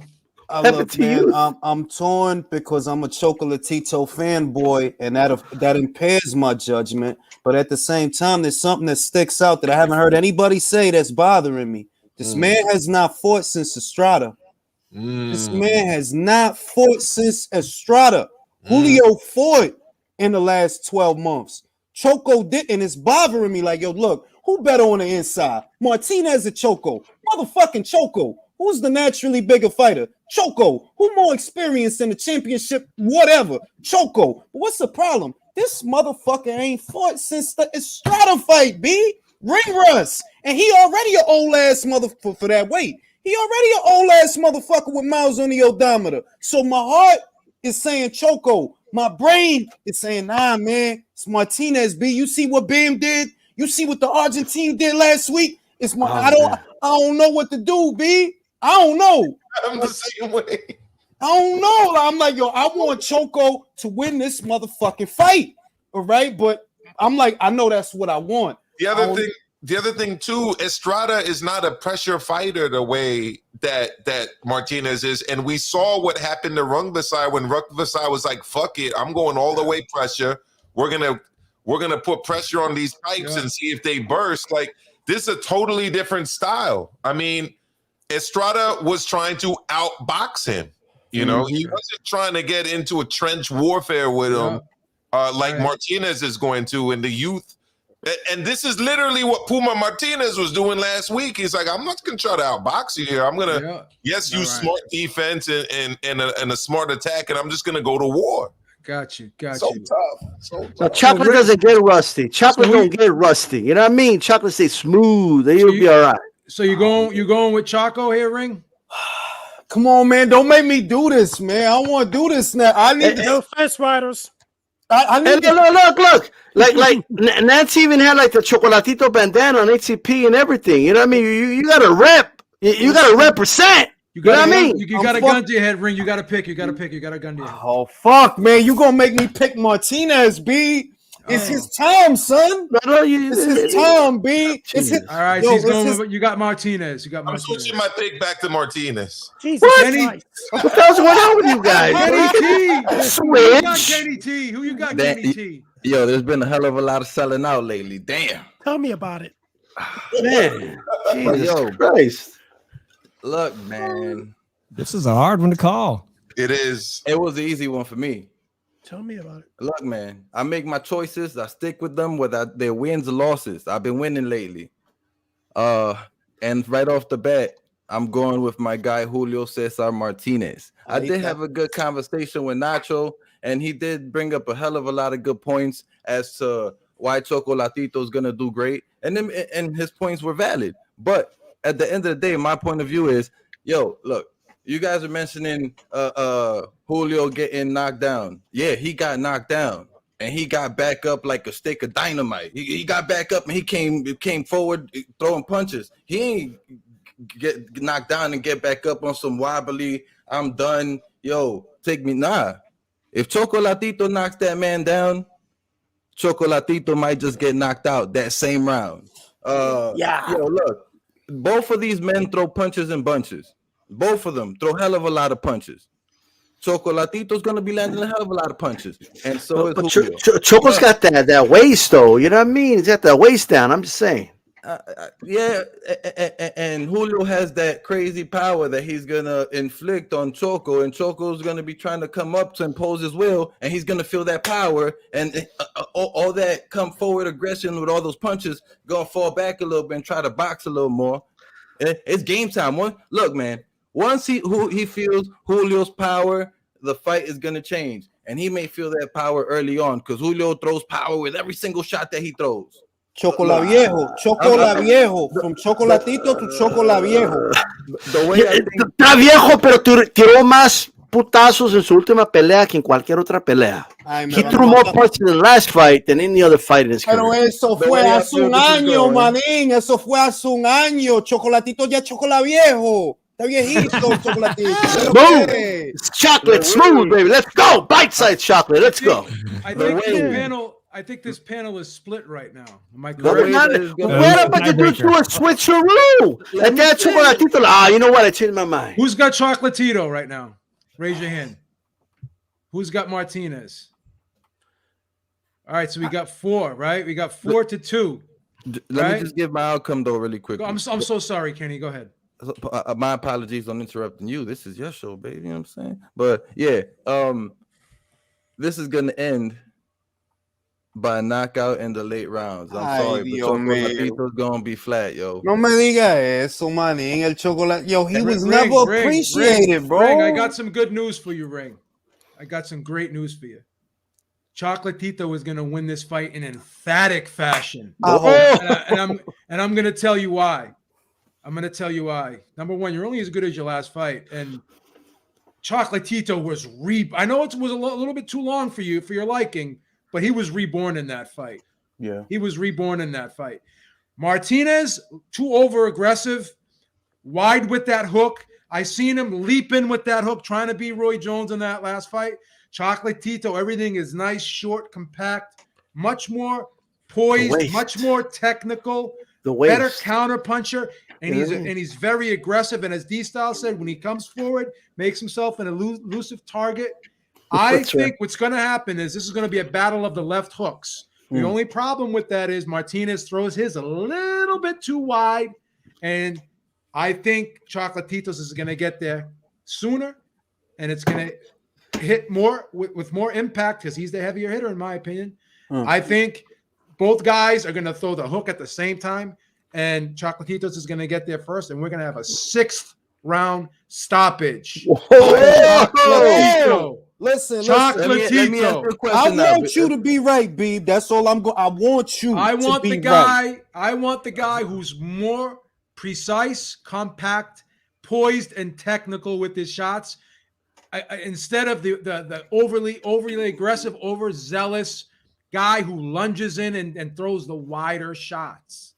That's the guy that's going to be wide open, and Chocolatito is going to pick the young man apart. I hope so. My question for you: what is Chocolatito gonna do with that funny, awkward switch every other second footwork and orthodox southpaw thing that Julio Cesar Martinez does? Ain't nobody do that. You can't tell me, the experience. He prepared for that. You can't do that when you're being knocked off balance, my friend. You know how you stop? You know how you stop that? You know how the Beeb used to stop that back in the day? Whoa. Give you a nice jab right in the chest. And then as soon as I touch you with the chest, you know what Let me tell you guys something. Right up to your face, Daddy. He may not be as good as he once was, but he will be good once as he ever was. Right? Chocolatito, let's go. All right, I'm gonna buy that bandana too. I think that blue bandana says Chocolatito, like right here. Look, I'm with D Styles on something that he said. I need Chocolatito versus Ioka before the asteroid come, bro. Before the aliens land, before the new brand of COVID comes out. I need to see Chocolatito versus Ioka. But I don't care if it's for a belt. Sixth round stoppage. This is going to be a 6th round stoppage. This is going to be a fight of the year candidate. Mark my words. I'm telling you right now. The fight of the year candidate. Ioka's lurking in the shadows right now. It's ready for this division, but this is going to be a fight of the year. Well, he was supposed to fight on Cajas, yo. He was supposed to fight on Cajas. Said it after he lost. That the next fight after that was going to be Ioka. Yeah, it was because the COVID stuff delayed it. It was supposed to take. By the way, how likely is that 2 Martinez's win in back-to-back weeks and upsets? It's not very likely. I'm just putting that out there. You know what I mean? Yeah, Rodriguez, because we got 3 young guns trying to take the scalps of old dudes. But look, Chocolatito got this, man. Don't worry about it. I'm scared, but just in the realm of likelihood and what's unlikely, who knew that Hector Garcia was gonna beat the shit out of Chris like that, bro? Yeah, but we've been writing this Estrada guy off of, he's got too many miles. Yeah, but Chris is like some unproven. I'm gonna change my pick one last time. Oh, jeez. Jesus Christ, Maestro. Come on, man. Fans are like a fucking record. The fans are gonna win this weekend, and that's all that matters. Oh, come on, you're riding the fence. All right. Hey, producer, we need the fence and the motorcycles. Maestro will ride on it. Home stretch, last topic, the big Canelo deal, potential 3-fight deal, reported $160 million. We know the first 2 fights. We don't know the 3rd fight. Some people love this deal. Some people hate it. Is this a good deal in your opinion? Do you like these fights? Do you think it's a good move for Canelo to lock in for 3 fights with DAZN? Do you like Bivol? Do you like Golovkin? And do you like potentially Makabu? Kenny, let's go with you first, brother. Yeah, I think it's great for Canelo and it's great for boxing. I'm happy with it. I'd love to see him fight Bivol. That's a great challenge for him. That's just as good of a challenge for him as Beterbiev is. You know, it's just a different style of a challenge. I think both of those guys possess a challenge for Canelo, and I want to see Canelo fight both of those guys. So I'm very happy that he's fighting Bivol. Triple G fighting him a 3rd time. Whatever. I'll watch it. Lots of punches with bad intentions being thrown. Am I excited to see? Is this the fight that I want to see him have? No. There's like I said, Beterbiev, or Joe Smith. One of those 2 guys. I don't want to see him doing anything besides thinking about going undisputed. Simple. And they're talking about his 3rd fight, potentially Makabu or Ryder. Now that's a joke. Now that's a joke. They're looking for a cherry pick, and Eddie Hearn said this. You know what I'm saying? So it sounds crazy to me. I would hate to see him against Makabu or Ryder. That Ryder thing is a joke. Danny Jacobs beat Ryder, in my opinion. I agree. Canelo beat Danny Jacobs. Why would we see this? I'm thinking the same thing Maestro's thinking, but we'll wait. Maestro's giving you the side eye, Kenny T. So we're gonna. I think we're thinking the same thing, actually. We're gonna unleash Maestro right now. He's giving you the side eye, Kenny. I see it coming. Sounds He's good. giving you the side eye. Go ahead, Maestro. 24/7. But I do hate that they are charging for the pay-per-view money because that wasn't supposed to happen. They went back on their word, huh, Kenny T? Yeah, you know what I'm saying. You want a refund? Nah, I'm not getting a refund. We'll give you a But I discount. don't We'll give know you if a I'm gonna pay discount. for those fights. No, I'm not. Give you a discount. Go ahead, Maestro. You side-eyed him. Go ahead. Let him go. No, I'll let D-Style tackle what I think I know he's going to talk about, so that we don't. You're passing up your turn? No. I'm not passing up my turn. Double team. I'm just going to go backwards. So number one, I thought David Morrell Jr. was the regular titleist at 168. I thought that he should be fighting Canelo. Like, how does John Ryder get to jump David Morrell Jr.? Like, I don't understand that. So I would rather see David Morrell Jr. against Canelo or John Ryder against David Morrell Jr. Like, I don't understand John Ryder versus Canelo. That makes no sense to me. Agreed. So I just want to say that. The first fight, I've got zero problems with. Bivol, legit opponent. I don't understand the logic of these sea-sucking fans, okay, that want to act as if cocksucker. Thank you. That want to act as if somehow a guy that's pretty much unaccomplished and untested at 160 in Charlo is a bigger, more challenging opponent for Canelo than Canelo moving up a weight class to 175 to take on an undefeated world champion with a very difficult style to crack in Bivol. I'm with Kenny. I think that Bivol is pretty much as good of an opponent as Beterbiev. I don't think the fight will be as exciting, but that's a different story. That's not competitiveness. That's excitement. The Bivol, totally fine with it. Wasn't too happy to see the new logo in gold, the DAZN pay-per-view on the poster behind Eddie Hearn. I'm hoping they don't charge us too much. We called it, Beeb. Remember we called it? Yeah. I mean, so did I. But Beeb could tell you, like, we've been saying that this whole pay-per-view is dead stuff. They haven't been saying it for a while for a reason. We did a video, D-Style and I, in 2018, and we said the price is going up. We're gonna get pay-per-view. Okay, well, I wasn't saying it in 2018. Yeah, we said in 2018, and we were getting roasted. But go ahead. I'm sorry. The over-under right now, I'm setting it at 39.5. And if it's over, I'm not gonna be. No, it's $60. It's $60. $60 if you're a subscriber, it's $60. Okay. If you're a subscriber. So man, they fuck us over, don't they? You also get a free bowl of soup. You get a free bowl of soup with it too. So let me go to fight number 2. Charging us the yearly subscription. And I love the DAZN. This is why this hurts me so much to say this. But charging me the yearly subscription and then asking me to pay $60 if what you're saying is true to see Canelo take on Triple G, the 40-year-old version, that's not cool.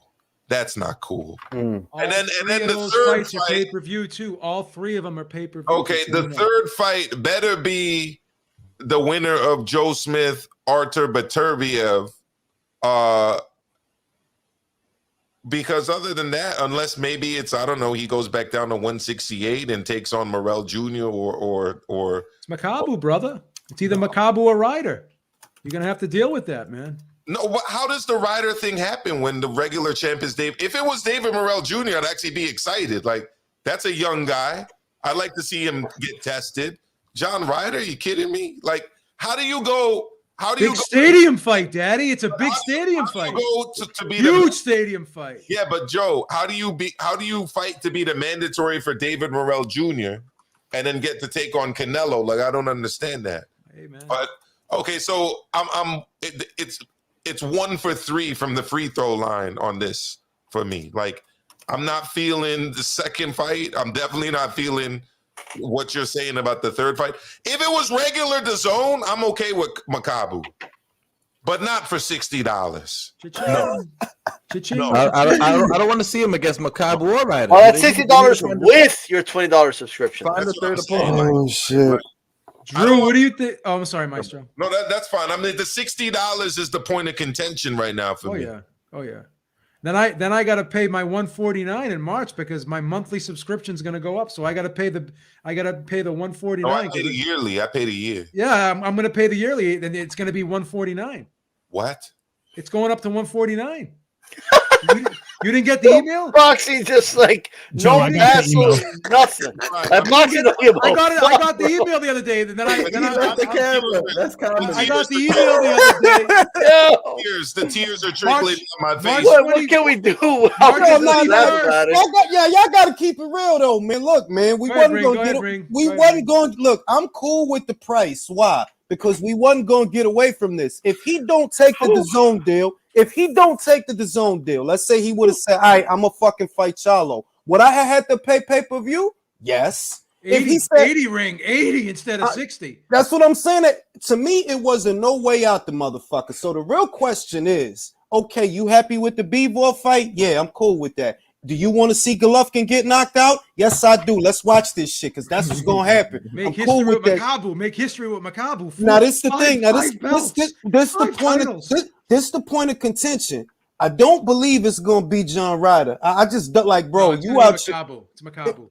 It's either it's gonna be Makabu, and my spider sense is tingling. They're like, yo, what if it's Andre? What if it's Andre? Canelo fought a motherfucker before just because too many motherfuckers was talking shit. That was Right. Lara. Motherfuckers is talking Right. shit.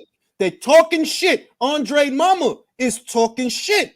I'm thinking, yo, who the fuck in their right mind gonna charge somebody $60, $80 for Canelo versus Ryder? You wildin', fam. Ain't nobody gonna buy that. Crazy. But Canelo versus Andre on pay-per-view after all that bullshit. Remember, a lot of people said Eddie Hearn felt Bivol. But who got the Canelo fight?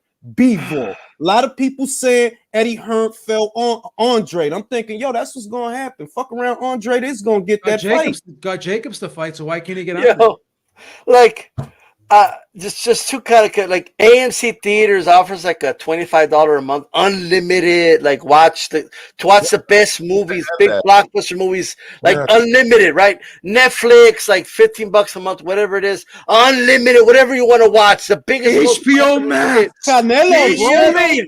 And then Proxy's like, yeah, a lot of people don't watch the sport, but here, like I don't give a Bro, it's fuck, bro. Canelo, bro. It's Canelo. You gotta support, bro. But here's the thing, like they're also raising the yearly subscription, like on top of that, but Canelo's not on. El mundo se está acabando. It is what it is. Mark my words, HBO's coming back. I'm telling you, man. Yes, they are. Coming back. Daniel Kinahan, B. Look They're out. coming back. They're They're coming coming back. They got that Woo! HBO. They got that HBO Max app. They're getting more subscribers now, baby. We're coming back. That would have been Go ahead, D. Go ahead, D. Go ahead. So check it out. First of all, it's the 70th edition of the Roundtable. Let's get to 70 likes. I know you guys can hit that like right now. Just a quick reminder: give us that like button. Okay, let me just say this.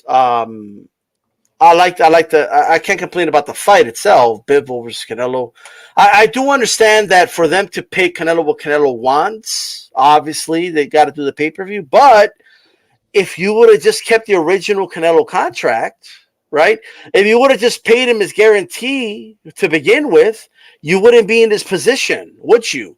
But no, you thought UFC was bigger than Canelo, so you made him and Kovalev wait for the UFC main event to end. And it wasn't until you noticed he beat the UFC in pay-per-view, head-to-head, that all of a sudden you had to change your heart. Now you got to fork out some more money. Like, you allowed Canelo to find out that he's worth more than what you were offering him, actually. Right? That's first thing. But I'm looking forward to this fight with Bivol, personally. I'm going to pay for it just because I feel the fight itself is worth it. The Gennady-Golovkin fight, the way I feel about the Gennady-Golovkin fight is, look, y'all asked for it. People kept begging for it. Gennady-Golovkin fights are begging for it. Okay, whatever. The Makabu fight, all I got to say is this, man. I mean, it's going to look good on his resume. It's another weight class for him to kind of win a belt in. And he's one of the titleists. So, like, it is what it is. Like, am I excited about it? Not really. But I'm not going to complain about it either, okay? Because if Makabu is such a piece of cake, right? Why don't one of these 175-pounders move up and beat him? Well, why don't they go fight him if it's such a piece of cake like that? You know, like that's all I got to say about that, to be honest. Joe Smith would do it. He's the working man. Yeah, what would the reaction be if Jermell Charlo decided to go and fight Makabu? Exactly. They would love it. Exactly. Dave, do you like this deal, Dave? You like it? I have to give I gotta give Canelo credit because man, D-Star just hit the nail on the head on this one. Shit. When Canelo signed that original 10-year deal, it was at average $35 million. And 10 fight deal. It was the greatest, like for a boxer, it was the highest payday, putting him like on the elite level of pay scale for athletes across the board. And now he's gonna be earning more than 50 million per fight. I'm not happy about having to pay for that pay-per-view extra cost now because they did sucker us all into this. Oh, you're going to get this all-inclusive price. And by the way, you reminded me I just got that email and I better change my plan right away. Yo, they're going to shut you off, Dave. Well, why don't you cancel the account, start under a different email, get the 99 now? No, I had to cancel it. I had to cancel the account, right? So now I'm going to reopen my account. I'm going to call myself Billy Ace. Listen, that first fight with Bivol is going to be fire. I'm actually going to do my best to actually be there in person in Las Vegas. Been talking to all my Vegas buddies. There's a big buzz starting to generate for that fight. Gennady Golovkin, the amount of energy that this panel just gave to an aging Chocolatito, in just 30 days, Gennady Golovkin will be 40 years old. He'll be a day past 40. So I'm wondering the week before how this whole panel is going to feel about Gennady Golovkin. It's very important that he beats up Ryota Murata, and that's not a foregone conclusion. I mean, everything is riding upon that. Otherwise, we're going to have to look for a second opponent on that third fight that you guys are all talking about. $50+ million. There's only one guy at DAZN I want to see him fight that merits a Cinco de Mayo fight in 2023, and that's Zurdo Ramirez. Because Canelo's going to have to defend. Canelo has to defend that 175-pound title that he's going to snatch from Bivol. He's going to have to defend it, whether or not he wants to do it against a fellow countryman.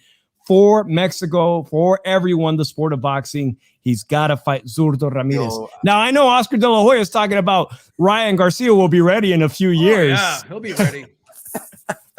Zurdo Ramirez is ready right now. For the soul of Mexican boxing, yo, that's a hell of a fucking fight, bro. I ain't even think of that. Dave, that's a great matchup, Dave. We saw how Makabu, how lousy he looked in that Civic Auditorium fight. Yeah, a lot of people thought he lost that. Philly Diggity Drew, what's up with this deal, man? Okay, it's gonna be a minute, so get ready. Go ahead.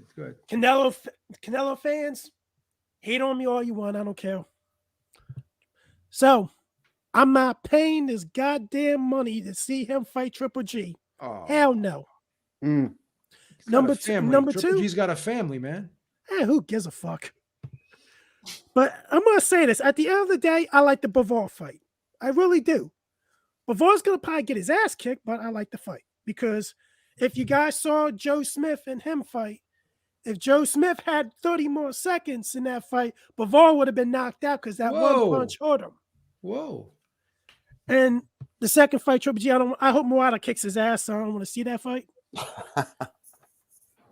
In the third fight, I don't want to see Makabu because Makabu got knocked out by a C- level fighter in Tony Bellew in the third round. And he looked horrible in that last bingo hall fight. I call it a bingo hall. It looks like a bingo hall to me. Wow. So I don't care. So if you want it, fought in a poker room. He was fighting in a poker room. Hey, same thing. Who cares? Blackjack tables too. Did he hit one? No. And so if I want a third fight, let's see him fight Andre or Zurdo Ramirez. Two good matchups.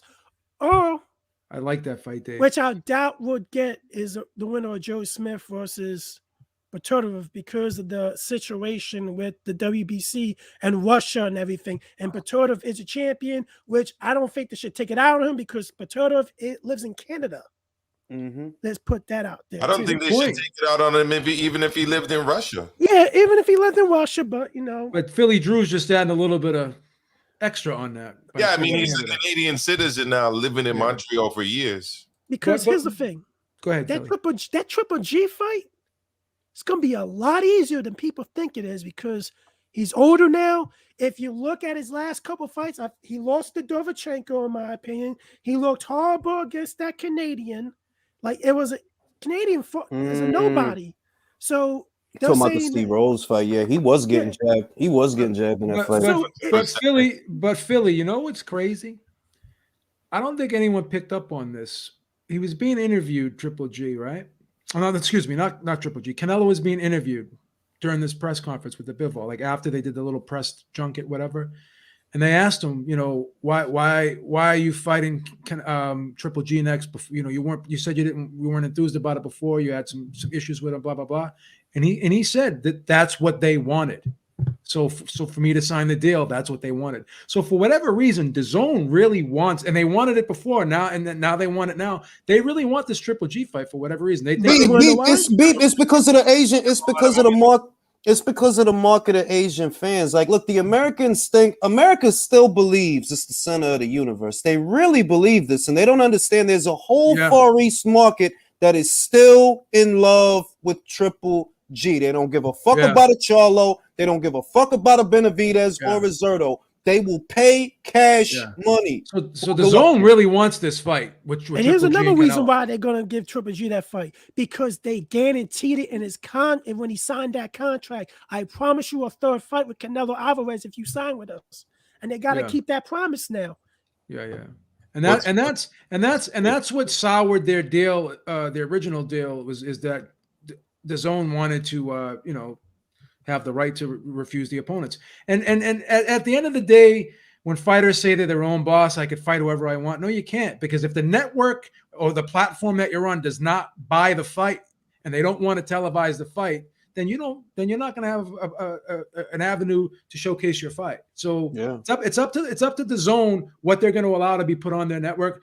They don't just give Eddie Hearn the $1 billion. They give it to him in increments. Like, okay, Eddie goes to them. We want to do this fight. Can we get this? Here you go. If they don't like the fight, Eddie's not getting the money. Simple and plain. Look. Everybody's poo-pooing on the goddamn thing now. You know, you're gonna bump into a lot of people. They'll tell you, "Nah, I don't want to see that shit." But the week of that fight, anybody that look, I said this about Brook versus Khan, bro. I said when they announced it, they talking that bullshit now. That day when they bought the fight, everybody gonna be watching that shit over there. And lo and behold, that motherfucker sold out in 20 minutes. That motherfucker brought in 500,000 a little over 500,000 pay-per-views. And I'm telling you, it's still a lot of money in Golovkin versus Canelo. I know Golovkin about to get knocked out, but I need to see it. I want to experience it. People are gonna buy that fight. People are gonna buy that fight. By Canelo. Canelo. Check it. I think Morales gonna beat him. I mean, it's too robotic, man. Fight, apparently, that one is too. I mean, it's big money. It's a huge fight. Win, lose, or draw, that Murata fight is going to take even more out of Triple G, and it's going to be worse from when he fights. I mean, he's been adopted by a lot of Western Europeans and people of Western European descent, but people forget that that he's Asian. He's from Kazakhstan. Yeah, it's true. So Ring made an excellent point. He made an excellent. It's a big market. Central Asia, and East Asia. Yeah. And DAZN is expanded there. And he's like Julio Iglesias out there, bro. They got his face on sneakers and shit and Tide boxes. He's like Julio Iglesias, man. Got you. All right, that'll do it, guys. Great show tonight. Thank you to the whole panel. Thank you for everyone in the chat, man. And we'll see you soon. Have a great one, everybody. Thank you, Joe. Great job. Thanks, guys. Later.